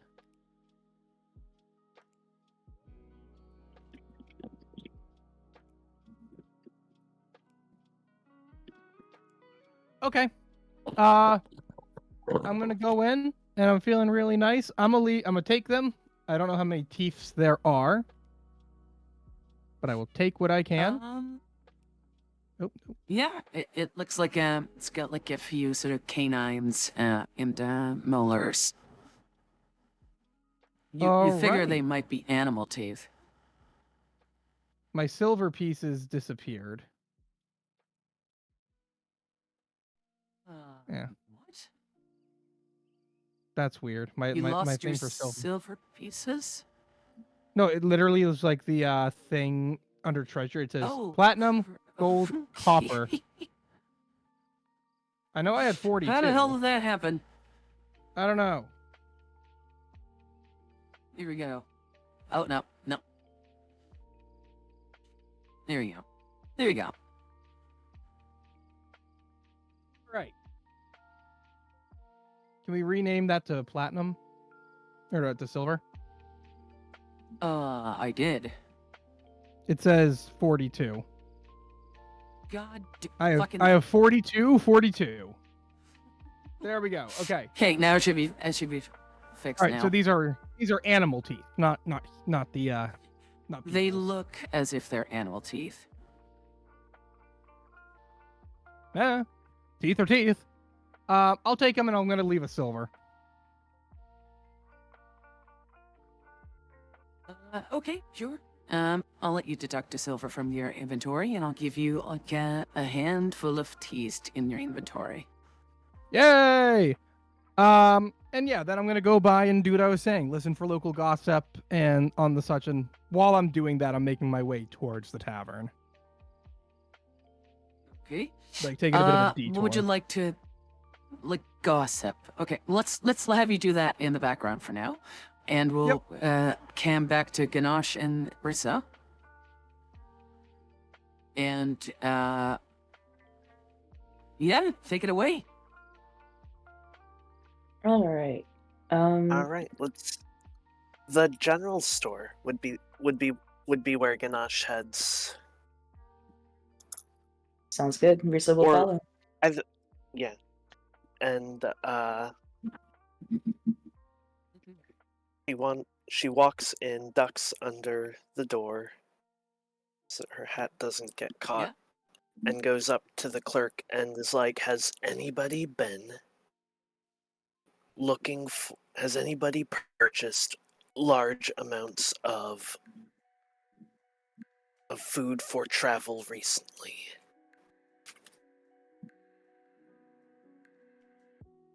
And you're in what kind of establishment? Sorry. A general store. Most General store, places would okay. have like would have just like a store that's got like travel food, that's got like wagon parts, it's got tools. Yeah. Okay, cool. Make me a. Let's see here. Either a persuasion or an insight roll. I will Oh. even say like investigation. That might also. I would like to help. Yeah, sure. Roll it with advantage. All right. We'll do advantage on that persuasion. Then. Ding ding ding ding ding. 19. Okay. So the proprietor responds back to you. He's like, yeah, a lot of people tend to come like through here and buy provisions. Is there anyone that you're looking for specifically? People going to Twinbrook. We have run into a child from a failed caravan, and we need to find their next of kin. Oh, that is dreadful. He sort of like tries to recollect. Like, do you have any description? Maybe I can. Is it just the child? Because usually the children aren't the ones who come in here. Well, they're a sickly child that they were being brought to Twinbrook for medical reasons. Their parent might be a member of this community that people know has a sickly child. Do you know anyone who has a sickly child? Has anyone who has had a sickly child in this community come here and been like, I need a lot of food to go anywhere? The He's not fat. He's portly, right? He's within reason. Touched. He has a mustache and is balding, and you sort of like scratches his scalp and is like, or like rather rubs his scalp to think, and he's like, oh, I mean, for a while now, the weaker amongst us seem to have gotten this weird sickness or an illness that, we're trying to figure out what's going on. I can only imagine that this, parent was just trying to move their child out of the way here, but, now that you do mention it, there was a young woman here, who bought provisions for, a trip. She went along with a caravan to go to Twinbrook. Like, not a few days ago. I think 3 days ago?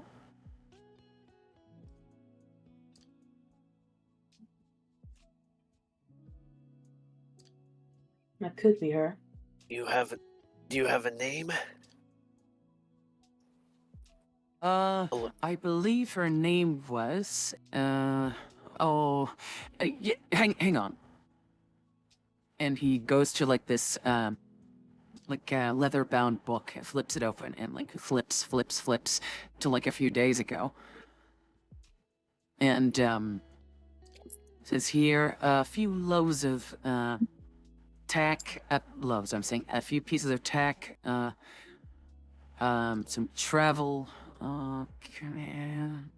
some, coats, and she said, he says, appears her name was Margaret.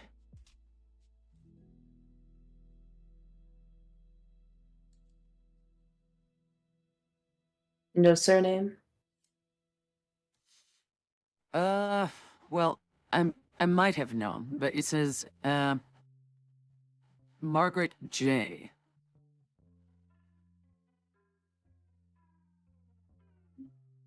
The name escapes me. I'm sorry. I wish I could do more. At least we have. I hope it helps you, Margaret J. Thank you. Enough. Yes. Now, Ganash, her hat, and heads out. Like, now we go to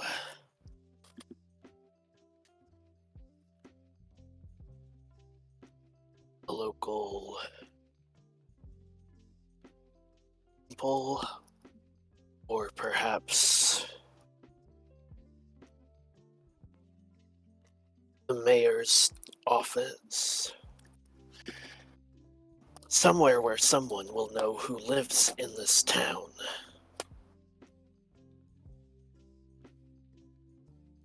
The mayor Says, well, seems... What? Oh, sorry. I thought you were asking a question of Beast. Ganash speaking to Rissa as she walks out. Mayor sounds like a sound idea.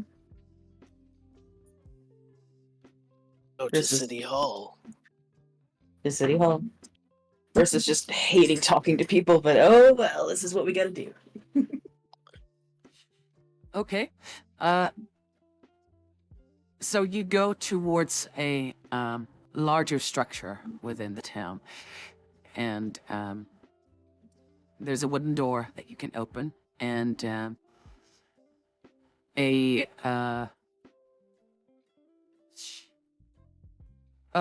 let's say a sort of bunny person behind the like a sort of a makeshift sort of counter. It's like not makeshift, a rustic is a better word. He's like, oh, how can I help you? Please keep in mind we were about to close. This is pretty urgent. Yes, we found a failed expedition to Twinbrook. The only survivor is a small child whose mother is named Margaret J. We were wondering if any relatives lived in town.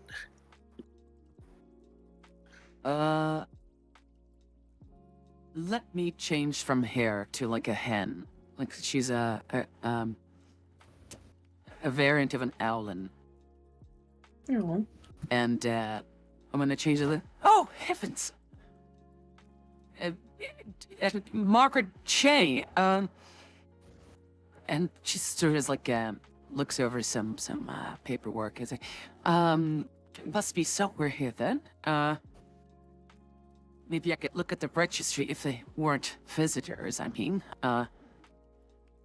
so flip. She says, why don't you go and have a talk with the mayor? He should still be in their office, and I'll see what I can do on my side. And Thank she sort of like points towards the direction of a door. Excellent. Okay. Ganash walks toward the door, yeah. giving her a tip of the hat.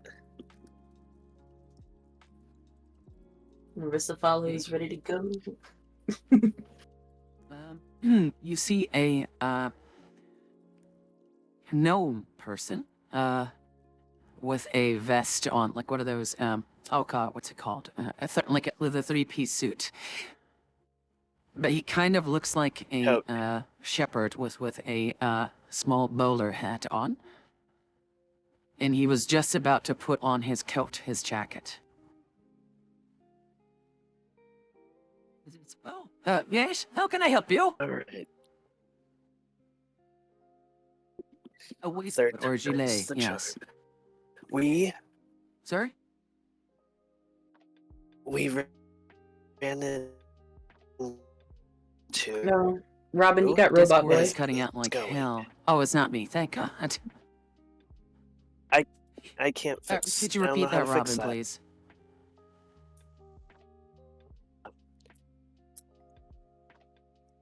I have ran Yeah, into no mind, a just, failed if we can, caravan. oh, sorry. Fuck, I need to shut up.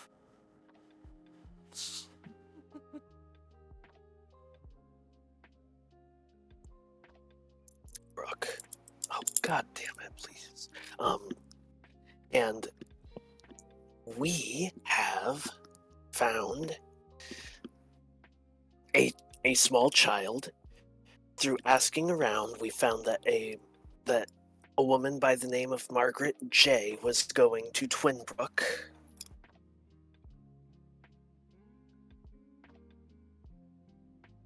Can you help us find her or her next of kin? And, Binair sort of, his eyes go And wide. the- It's like, oh, Her, he has any rel. oh. Robyn, I think you might need to have a quick restart, to be honest.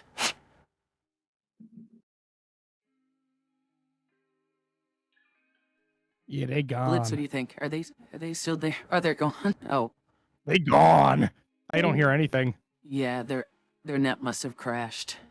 Yeah, they're not in the call anymore. Well, I'm not gonna do an intermission. I'll give them a brief synopsis once they get back. Should we cut back to let's either tough it. or drink it?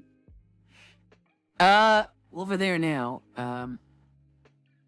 We could cut back to you guys. I'd say let's tough it out for another hour, because Cody wasn't feeling too well.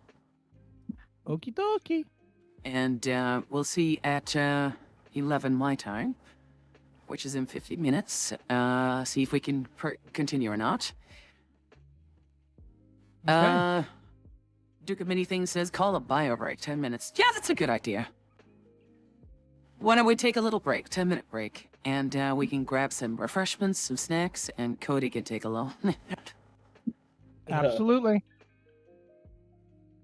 Okay. I got a wireless headset. Let me take a, because I'm not drinking tonight. I know typically with like D&Ds, I tend to whip out like a Belgian beer or something, but no, I'm taking it easy as well. I've not been sleeping too well lately. A lot of work. To give you guys a brief update on how things with my company are going. They're going good. Have a cup of tea for your voice at least. Yeah, I know. I tend to like the coughing today is doing fine, but you hear these slight of robotics. It's not always my computer. It's a bit of a rasp on my end as well. But to give you guys a brief update, the company's doing well. Today I had yesterday morning, I had a big meeting with the client that makes those machines for this big pharmaceutical company. I won't say the name. And they've once again requested we move our next set of budget talks up a few months because they hadn't had the budget for purchasing machines from us. So that's the only negative I can think of. But like I say in other streams and episodes, best not linger on the negative. It's more in the sense that, okay, well, it's not canceled. Gotta look at it from the positive side. All they've asked for is to, moving up a few months again. In the meantime, you can still focus on other projects. You can still continue working. No loss, really. It's just a delay. So that's like a minor setback. But the positives outweigh the negatives, so. I'm going to grab myself something in the kitchen. I'll be right back. I can still hear you guys. I can still talk. Wonderful. By the way, I sent you a message on Discord. Right when I'm in the kitchen, I'll have a... Is it something you can talk about, or is that message only? I mean, I could, but it was kind of... it was the explanation of the teeth thing. Oh, okay. Yeah. I'll come back and I'll have a little look at it. Let me just grab myself a Is Robyn back? light snack. She's in the Oh, call, is but Robyn her back? mic is off. Her mic is muted? Oh, well, probably needs a few more seconds. It's okay. Robyn, if you can hear us. We took like a 10-minute break. So if you need to wet your whistle, or do some bios, or grab yourself a snack. But all means, we still got time. Here we go. And myself a little cake.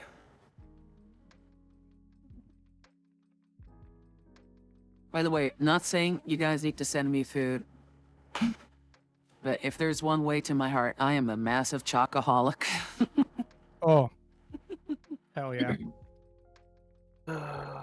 Okay, there we go. Ooh, Belgian chocolate is the best. Welcome back, Robyn. Hi ho!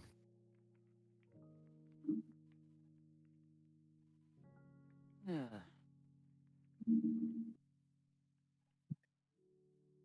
Welcome back, Robyn.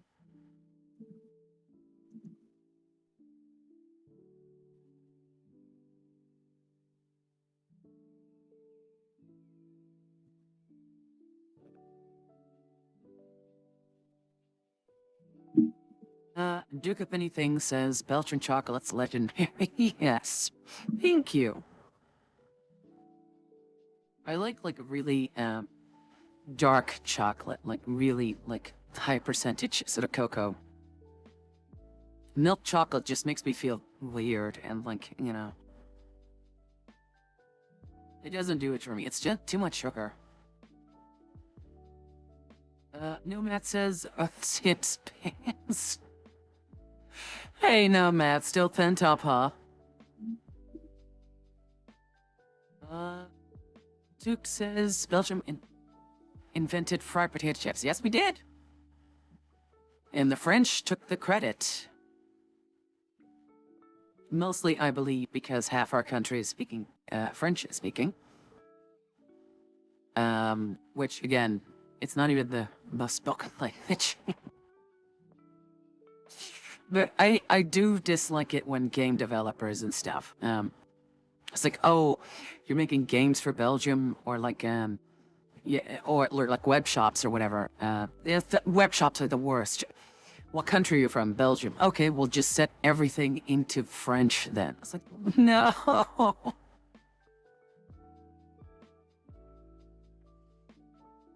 I learned that by reading Asterix books. I've read the same one.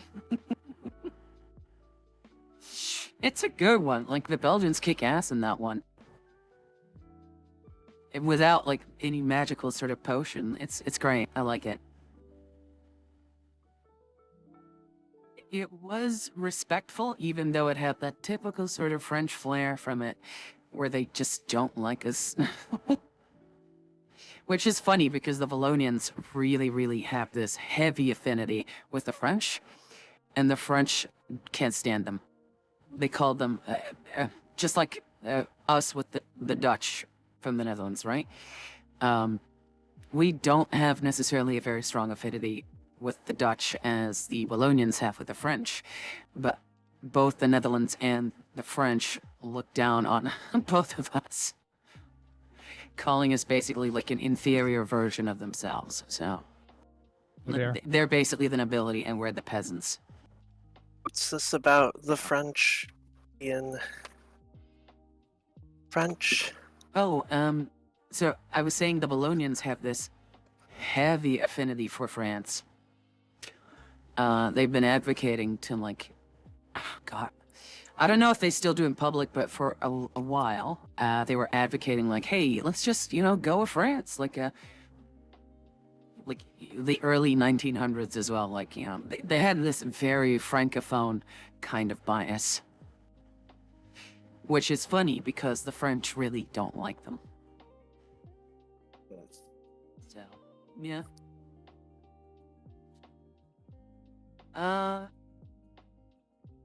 While we're kind of Says on a Chow- small break, Oh. I actually just wanted to ask really quick if I could. Yeah? Actually, no, never mind. Never mind, I can wait. Okay. Duke says, tell them to set everything to Frisian. No. I don't think I can even speak Frisian. Like, that's like, entire language on its own in the Netherlands. The Germanic tribes call it the tribes who spoke a Roman-influenced language. Wales? Oh, Wales, sorry. As in Wales and Walloon. Oh.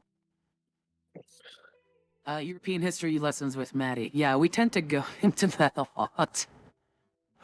I don't want to do politics, but history is definitely like a favorite subject of mine.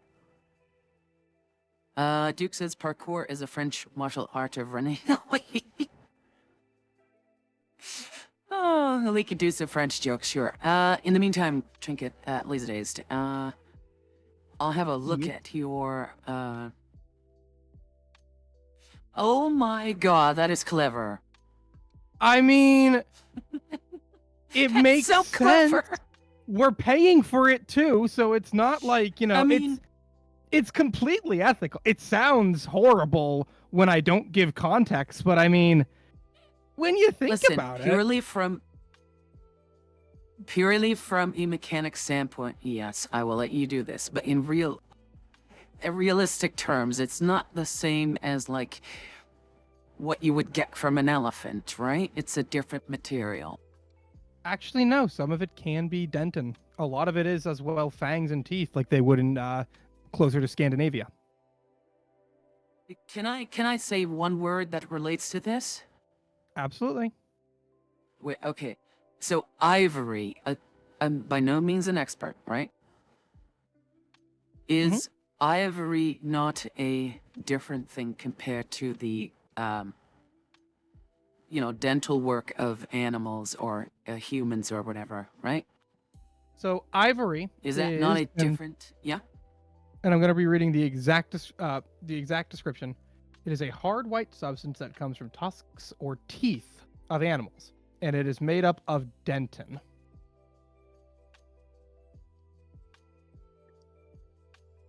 Okay. Yeah. No. Sure. Like I said, I'm allowing it. What you want to Yeah. do? I was just not sure if I'll give the full ivory explanation would be in the same game. material as like a tooth, like a. Yeah, I'm pretty certain most people, the party probably now knows what I'm going to be doing with it, which is not a big deal.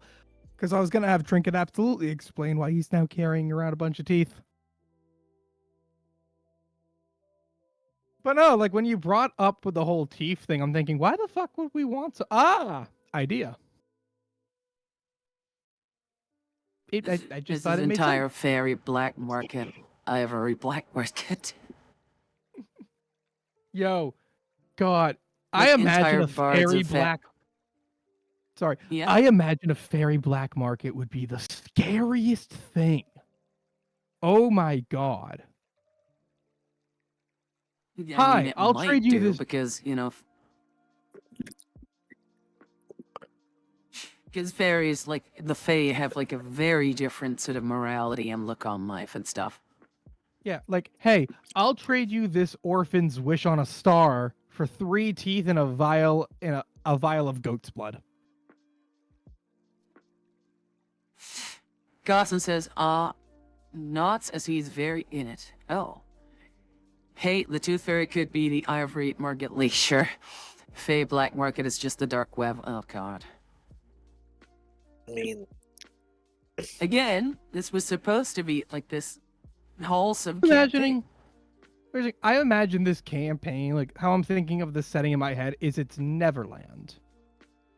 It is Netherland, which is, very fairy tale, a lot of, bright animals, fun creatures, adventure, but it's got, there are some darker undertones, so you look for them, Yeah, That's I how I'm mean, gonna- have you never seen an old fucking Disney movie? They all it's like- have dark undertones. So yeah, that's like how I'm I mean, they were imagining it, based on like like If you wanted to do wholesome and like overwhelmingly positive, you should have done Obajima, Studio Ghibli. I love that inspired, setting. setting. I have that Oh, setting wow. and can I give wanna you get it. access to it. I want to get it. I want to look at the Stu- subclasses. Stewpot I would can have link been a it to good. you. Oh, absolutely, yeah. I want to see what'd the you subclasses. say, Robyn? I was gonna say Stewpot's a better game for a wholesome, light-hearted affair. I'll have to look into that. Like, I know whatever the DM dishes out, players get to make it their own, and it doesn't always stay wholesome. Is everybody Well, back? well,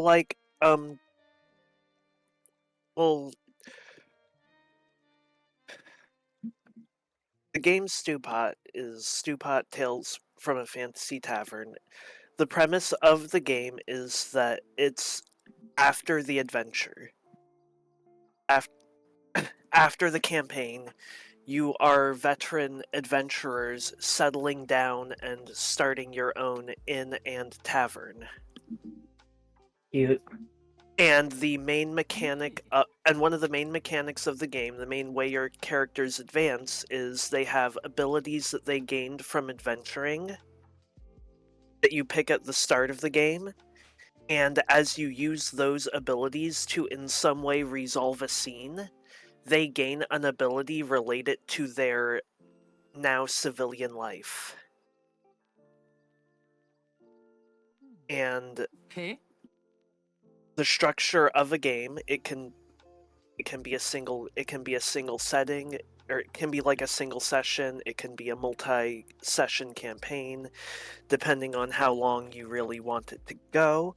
But the structure of it is that the characters kind of fully integrate into civilian life once they have exchanged all of their adventuring abilities for um for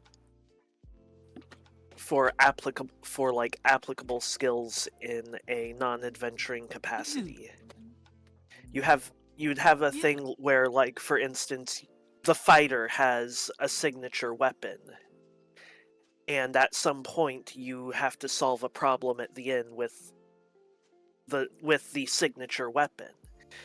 And if the fighter is the cook, for instance, they can be like, my signature weapon was a giant sword, and we don't have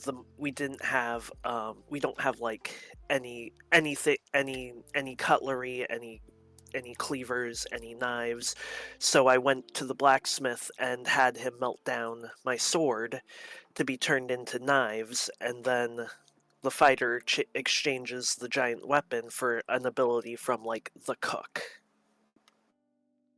Yeah. Okay. And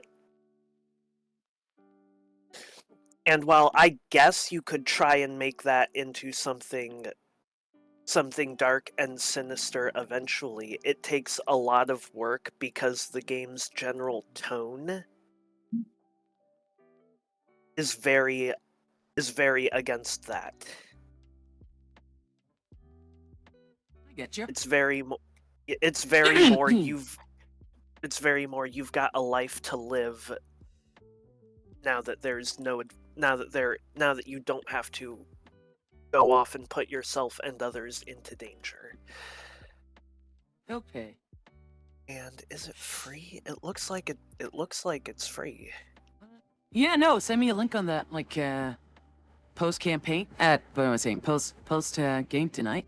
I'll have a look at it. What say we return to the game, though?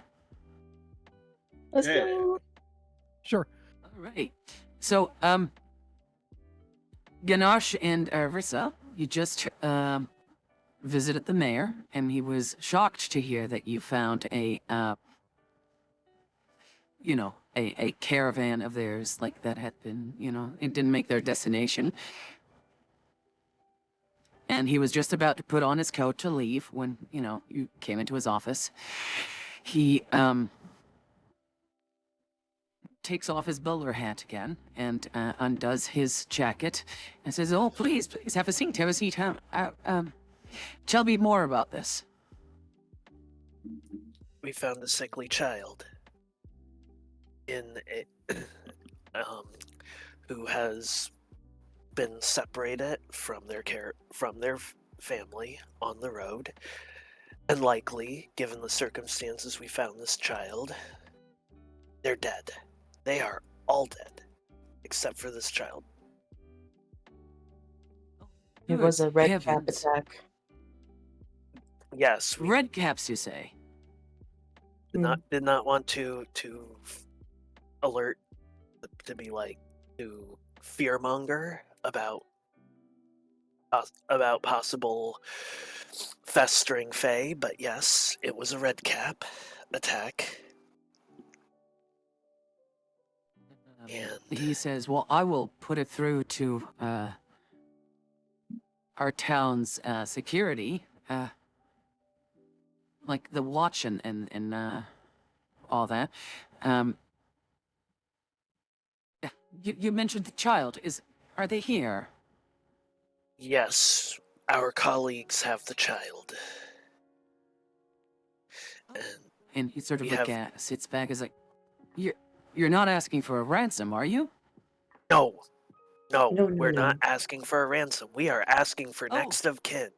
We are asking for Oh, thank somebody heavens. related to this Margaret J, so that we can drop the child off there, because we have more pressing matters than to ransom a child. He sort of nods. Yes, dear, of course, yeah. He sort of like leans over to look past you. Is it Miss Hemlock? It's the hen lady comes in with like a bunch of papers. Could you look into a Margaret J for me, please? Apparently they were a resident here, and she waves her wing, and she's like, I already know. I already know. We have a Margaret J. Sorry, Robyn, go ahead. No, Ganash is just gonna be like, yeah, she was the one that told us to come back here while she looked. You're meaning the hen? Yes. Okay. I'm Yes, with you. yes. It's like the mother. No. No, we've not. Their name is Margaret Juniper. They used to live in the poor quarter. I shouldn't say poor quarter, but we both know what I mean. So yes, Miss Hemlock. The Bramble district, I know. He takes the papers from her and invites you to have a look. Is it Margaret J? And sort of like points with his finger at an address. And registered to have a son named Micah. Is that correct? That's him. Oh, poor thing. Barely 5 years old. And did you find any traces of his mother? Did you find any Versa traces of the caravan or like their detail, anything? Brissa shakes her head. We did not. We found the child. And the assumption is that if a child is separated from their group is probably lost.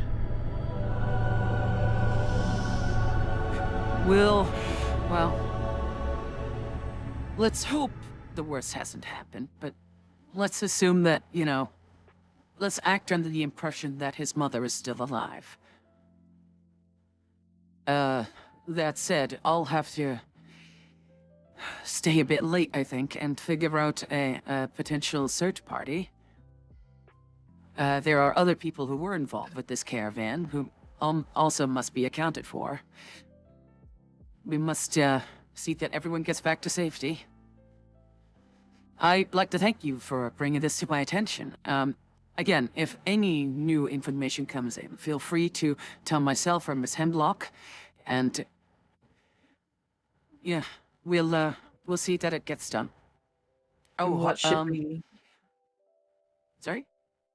What should we do with the child in the meantime?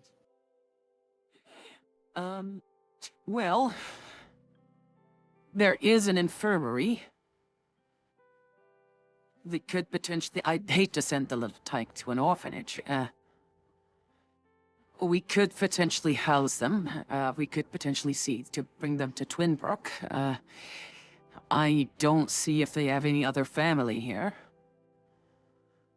And he sort of like scratches his the side of his brow, like thinking it over, mulling it over. And he says, well, this is an unfortunate situation. Perhaps it's best to keep the child here for recovery and, keep it under the watch of our physicians and medics and what have you, quote-unquote clerics. And he continues off and says that if we could find his mother, perhaps we could reunite them. Right. And would it be possible, and he said, like, pens down a note, to deliver the child to this address? It is a cloister where a few clerics work. Or I could accompany you myself and make sure that the child is arrives there safely.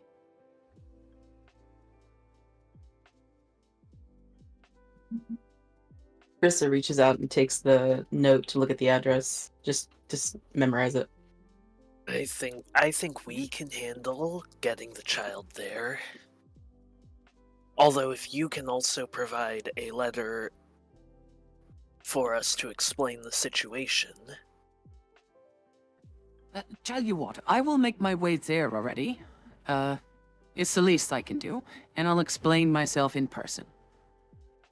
Oh, okay. Okay. it'll be my stop there before I retire for the day.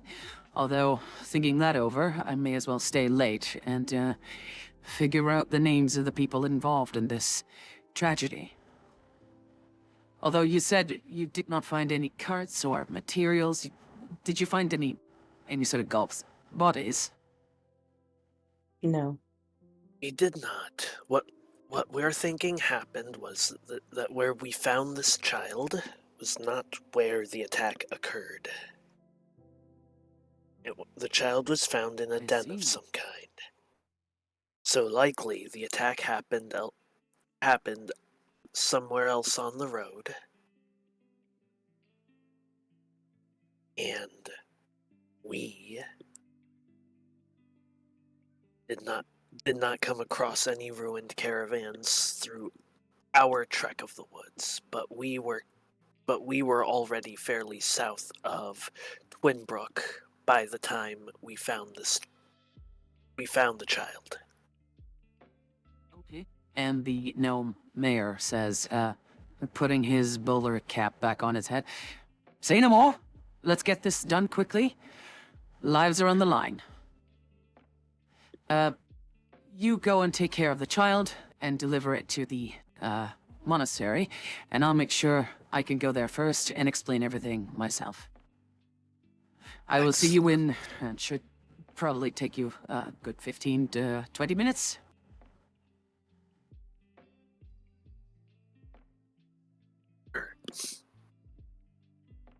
Okay. And he walks outside his office with you guys and, his jacket back on. And tells Miss Hemlock not to worry, he's on the case.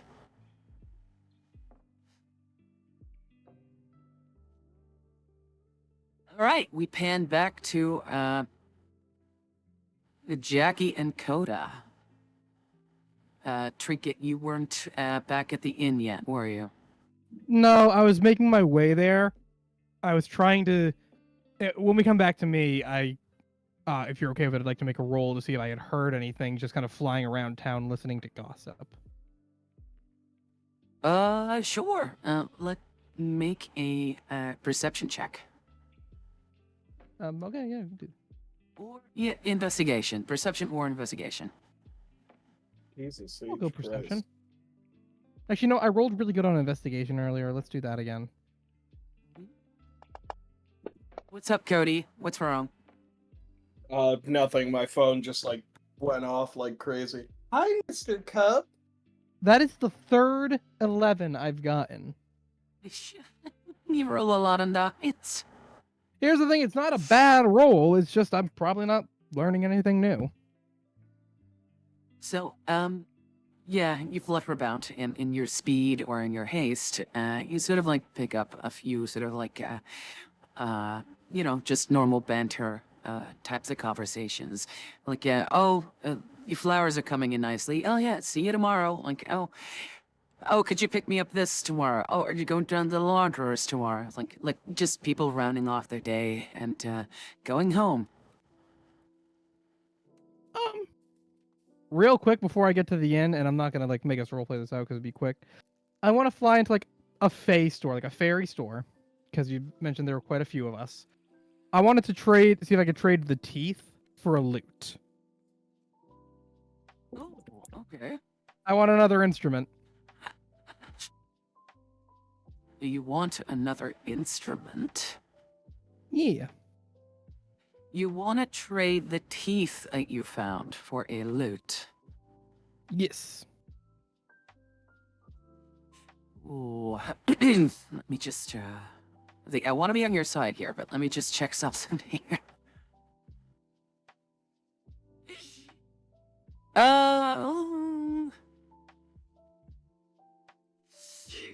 Okay, so there's some good news and there's some bad news. Okay.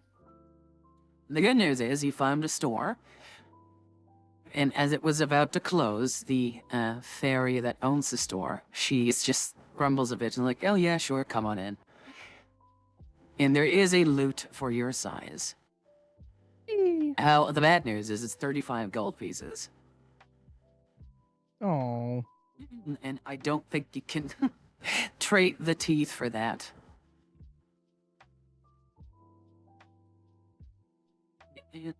Suffice to say, it would not be enough. All right, I'll just sell the teeth for what I can get. Assuming, of course, that she's interested in it. God. Price of damn teeth. Like, Do maybe you want me to just if like you roll change a it into D4? something else. Did you want to just say like 1d4 Third line? gold or something because I'm haggling? You know what? To make things easy, sure.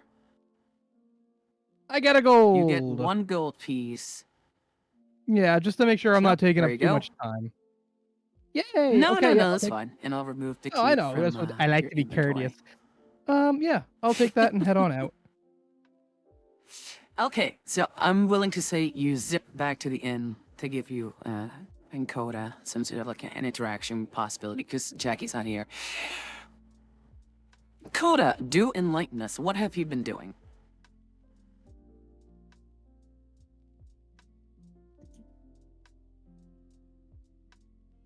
Cody? Cody? I realized my mic was muted. So yeah, Coda We're is playing with your cup again.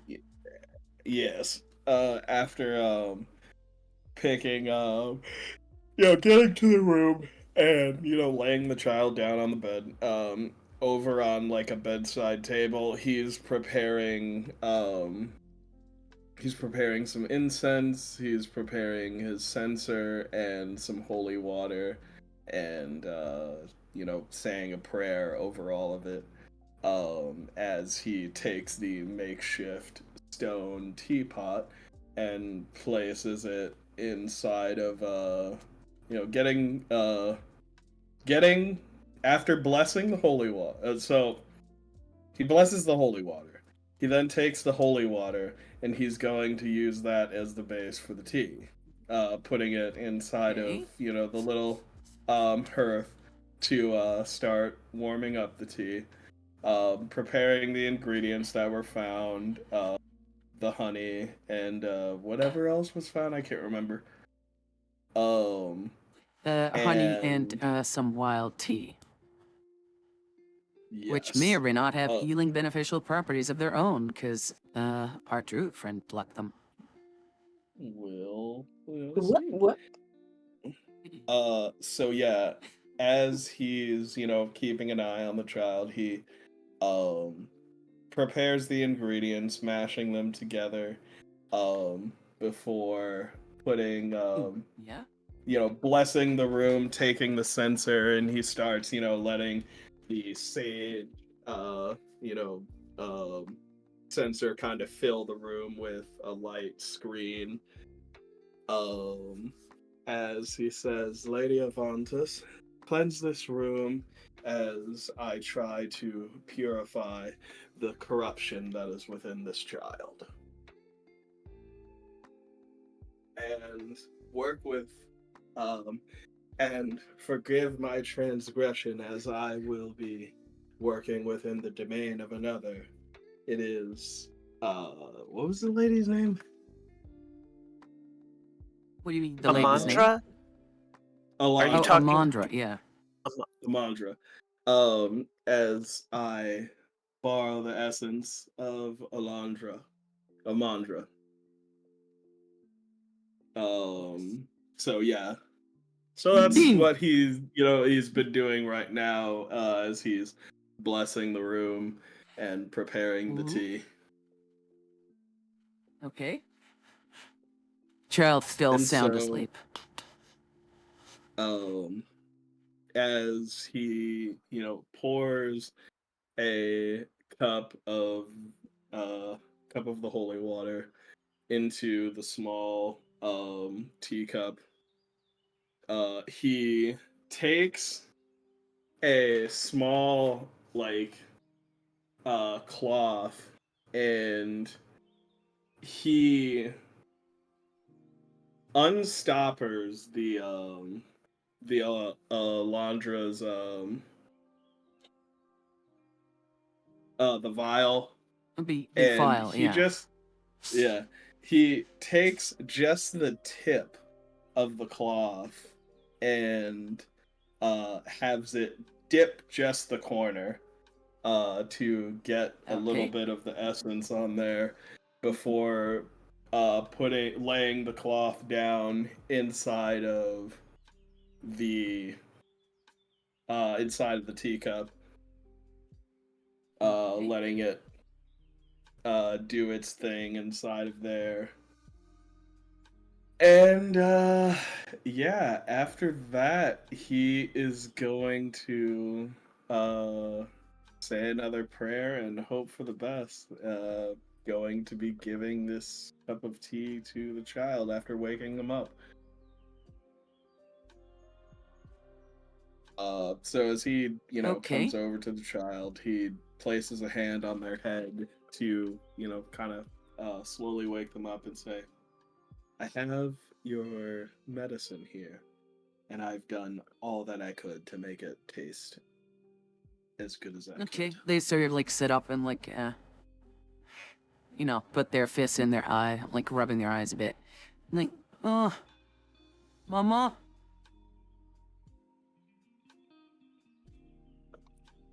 Not yet. And then We're looks at still you and looking for says, her. "Oh, you're the doctor, man." I'm no doctor, but I do know a little bit. I know some remedies. Will this make me feel better? We're going to leave it in the hand of our diviners, aren't we? Okay. He says, placing a hand on them. And he's gonna go over to the cup of tea, and now he's going to introduce the honey. And yeah, even I don't have prestidigitation, so I can't make it taste any better. But here's to hoping. Um, I am going to give him the tea, and Coda says now, take some very small sips. Okay. At that Slow. point, Trinket, you zip inside the room. Okay, hello, hello. Oh, the boy is up.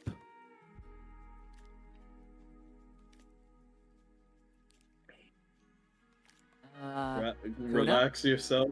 We're on hallowed ground.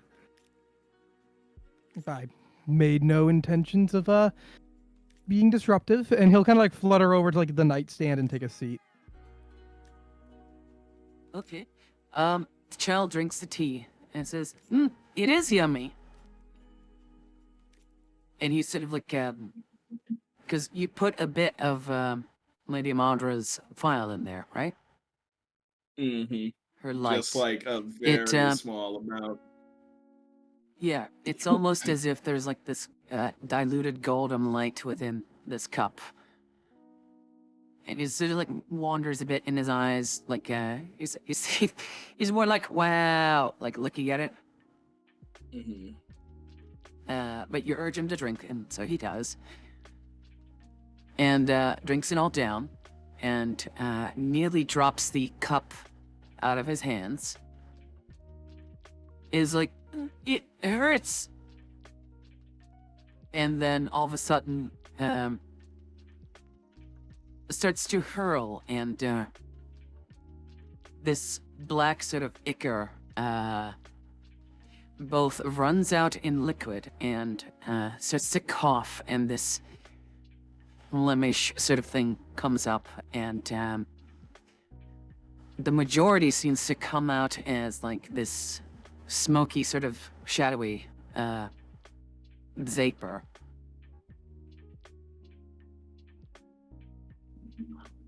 I mean, yeah, it's not pleasant to see, but it's like he just sort of swallowed something down the wrong hole, is now like having a coughing fit. Yeah, so I wanted to say, but I wasn't paying attention before he had like started, because like they had seen him cough it up before. Coda wanted to have like a trash can or some kind of receptacle to capture whatever eruption he was going to that's perfectly barf fine. up. You can use your washing bowl for that. Sure. Okay. So they sputter and cough all that up, and as soon as this vapory sort of smoke leaves their insides through the mouth,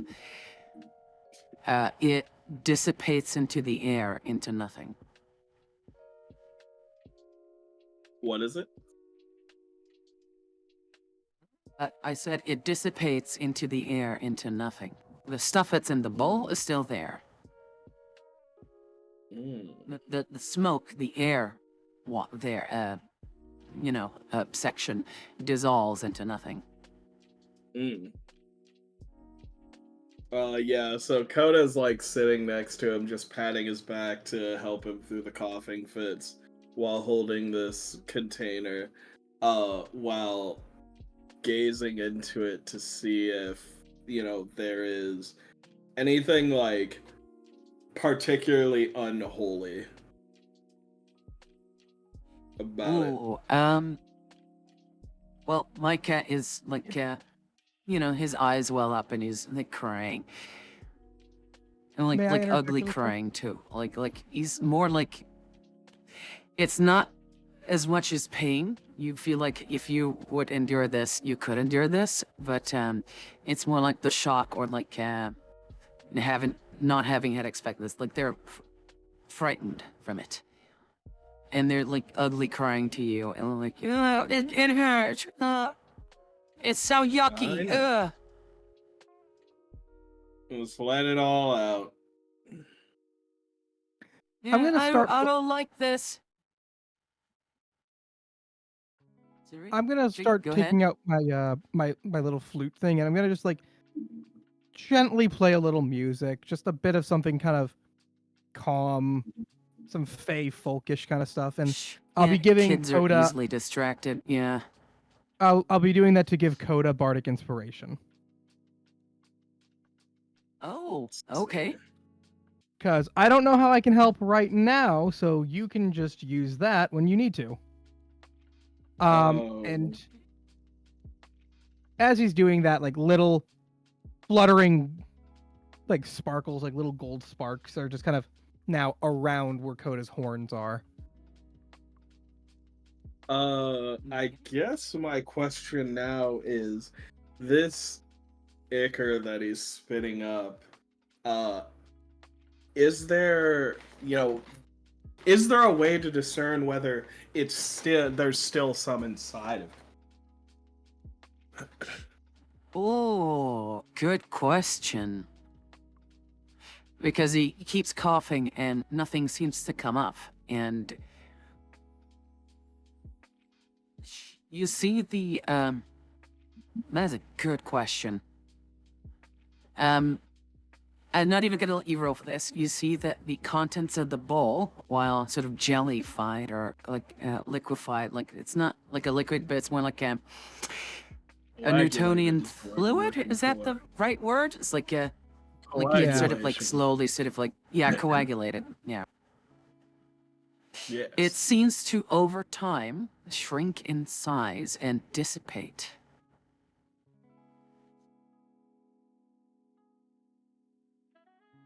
In much the same way that it turns into like an aerosol, like a smoky vapor.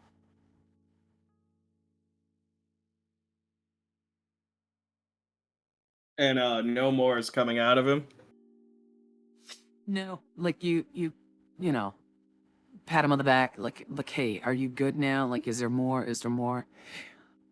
They're trying to cough and like maybe like hurl, but even though they try, nothing seems to be coming out anymore. Mm.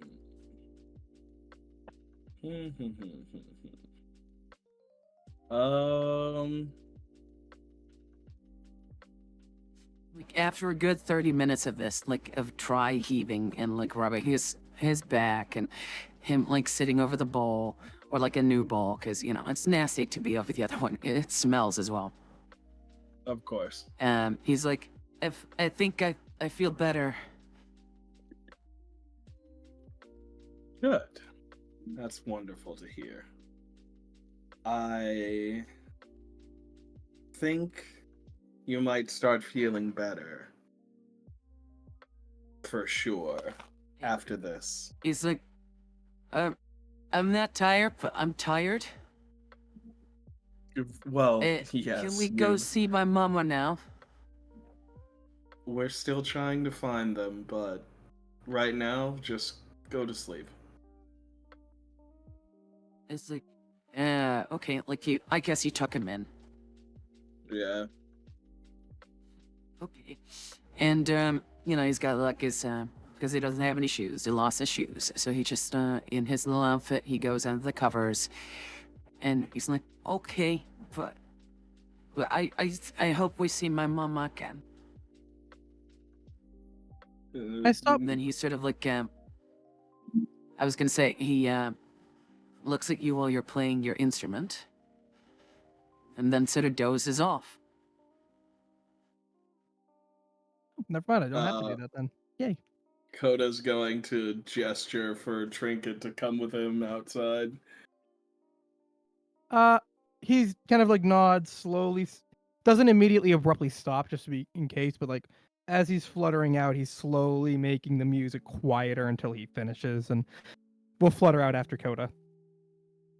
So Coda closes the door and says, I have no particular talents of medicine, but I know tea and I know gods. I think I might have done the right thing, but only time will tell. Well, I think Lordress is whirling.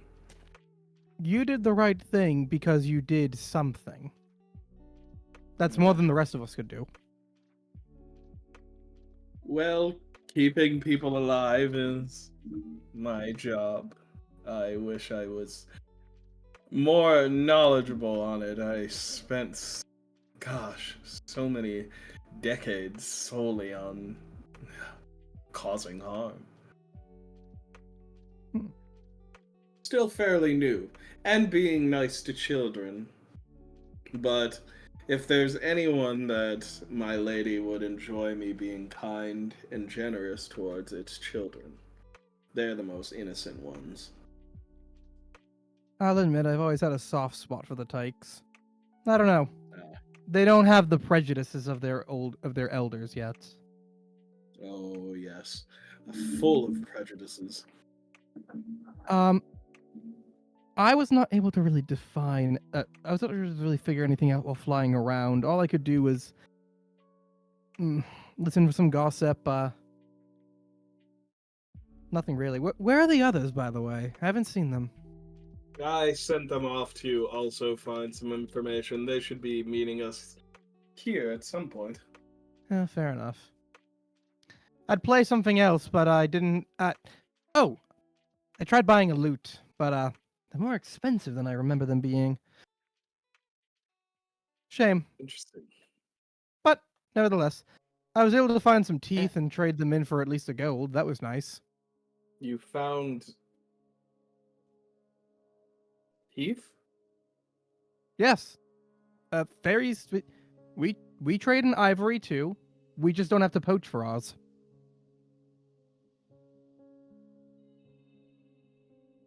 Very well then. And with that, Ganash and Rissa walk in.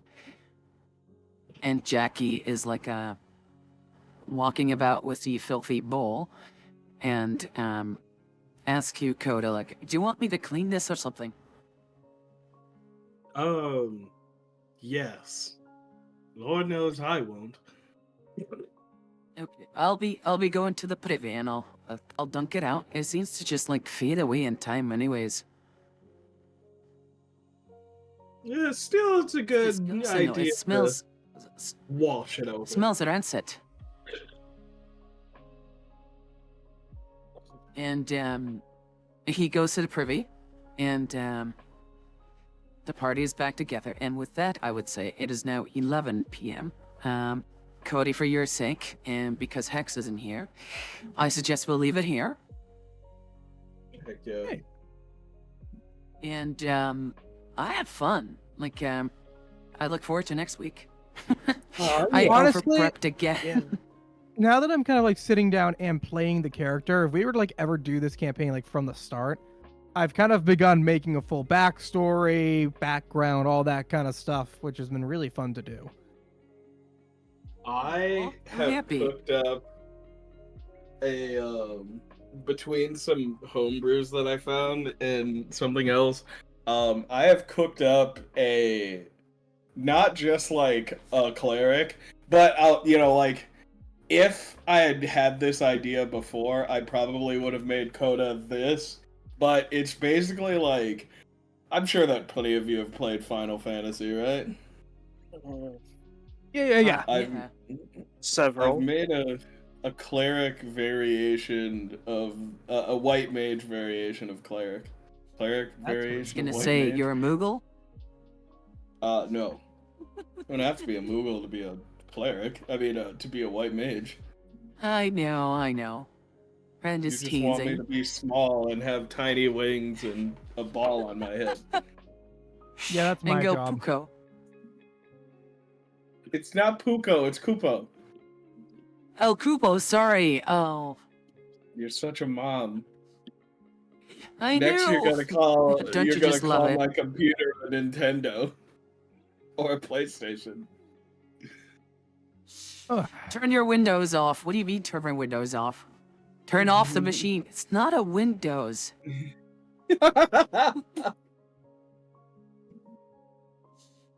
Oh, well, I enjoyed it. Thank you, Mary Lap, for the kind words.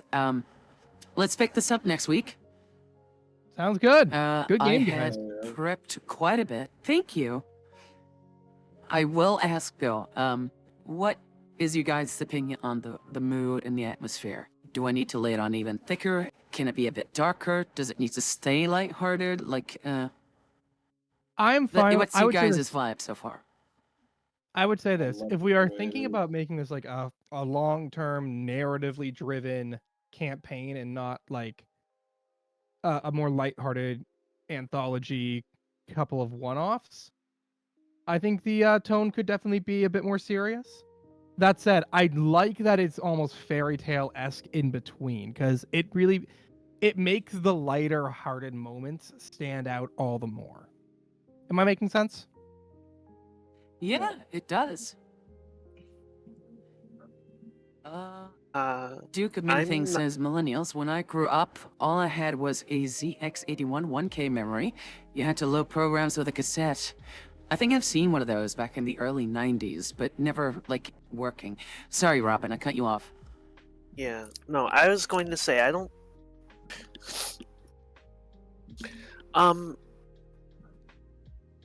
This all feels like just a general the mood does not go too dark or too light one way or the other.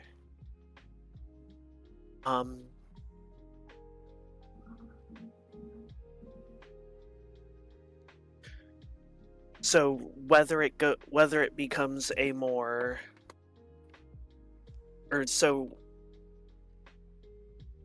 I guess at this point it would be a little uncharacteristic of what we have encountered for it to go lighter, but I think wherever the mood is at right now is a fine mood for the campaign, whether it's sustained or just a kind of one-shot Yeah, I would deal. agree.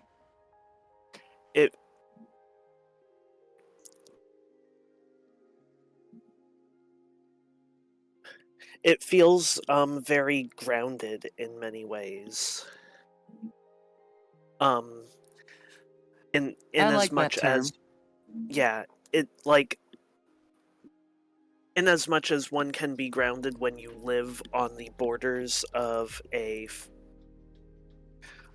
like Fey of like places where Fey will intervene, and where you have, some places are ruled by Fey themselves, but in general, the things like encountering generally helpful people feels a more grounded situation than something to the effect of like, if we had gone to the mayor and it was like a cartoonishly evil her, oh, the caravan didn't make it. That's not my problem. Kind of deal. Well, that yeah, would I don't be, see how that's my problem. Yeah, that would. Yeah, that would be a bit of a. That would be a bit jarring compared to like. How we've generally. How most people Yeah, seem I- to just be like people that care about each other, Yeah. kind of. And I we've agree got with that. I definitely wanted As- to give it a kind of vibe where it might be I wouldn't say like a hero's journey, but more like a callback to like older, simpler times, where things were more clear despite like chaos around them, like fairies and whatever magic, and I wanted to give this feeling of a society of peace and kind people for once, and that might be under assault or assailing, whatever, however you say it in English, How I by like to something actually that see it- might need like a few heroes to stand up for them. Actually, so I want to put it into words like this if I can. On my Sunday game, I'm playing Curse of Strahd. And obviously, it's a dark world, Okay. very gritty, very gothic. You can see why that land needs heroes. But one thing I'm liking about this, though, is since it is a lighter world where people are friendly, we can see firsthand what is worth saving. It's kind of hard to see like what Barovia is going to be like after the campaign because everything's always been dark. Here, though, Yeah. we are yeah. actively like, okay, it's a beautiful world, and we lose that if we fail.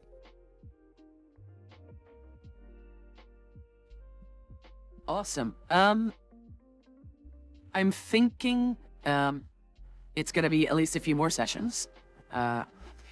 Not to spoil things too much, but I do believe the grove itself would be like a major sort of arc point or checkpoint rather. And we can see from then on how you guys feel with the campaign, whether or not Hex wants to pick up his campaign anymore. I'm definitely enjoying it though. The prep work that goes into it, I will admit, I don't have heaps of free time, but I do make it work. So I'm glad you guys are enjoying it though. Yeah. With that said, let's round off. Thank you all so much for being here. Robyn, Cody, Glitter, Lazy Dazed, and Hex, of course, in spirit, and potentially in chat. Everyone in chat, of course. And I'll see you guys tomorrow for another Mother and Son stream. I haven't fully fixed the Icarus issues. I would love to keep playing it, though, with you, Cody. But if push comes to shove, maybe we'll do some Helldivers. Oh, if you're doing And Helldivers, leave Icarus for... I was gonna say if you're doing Helldivers, hey, hit me up, draft me into the fight. Sure. I'll let you know. Like, none of the 10 will be Icarus, though, so don't hold it against me. No. Either way, I'll The probably hop entire- in. Oh, yeah, no, thank you. And you as well. Like, if you want to play some Dead by Daylight, I don't even need to be streaming or something to set me up. I'll see what I can do. I'll likely paint for an hour or so before I go to bed, because I'm trying to fix my sleep schedule. Swag. But I you. will see everyone else. Oh, sorry. I wanted to pull one before we want to play it. I wanted to pull one. What up, kid? You wanted to pull one, huh? Yeah, the sultry smile. 5-star silver. I think it's the only 5-star silver we have. I am going to Hey! slowly introduce cards into the pool. Not like dump them again, because everyone just keeps pulling. It's a lot of work, and I do pay money for theirs. So like getting some new cards in now and then, I think would be a lot more fun. All right. Well, I'm gonna sign that off, guys. said, before I go, I already gave a lesson. Lazy Days, thank you. I am going to look into that whole voice acting thing as soon as Seth hits me back. And we'll see what we can do. Great. Adios. Hell yeah. Yeah, be safe everyone, and I'll see you guys tomorrow.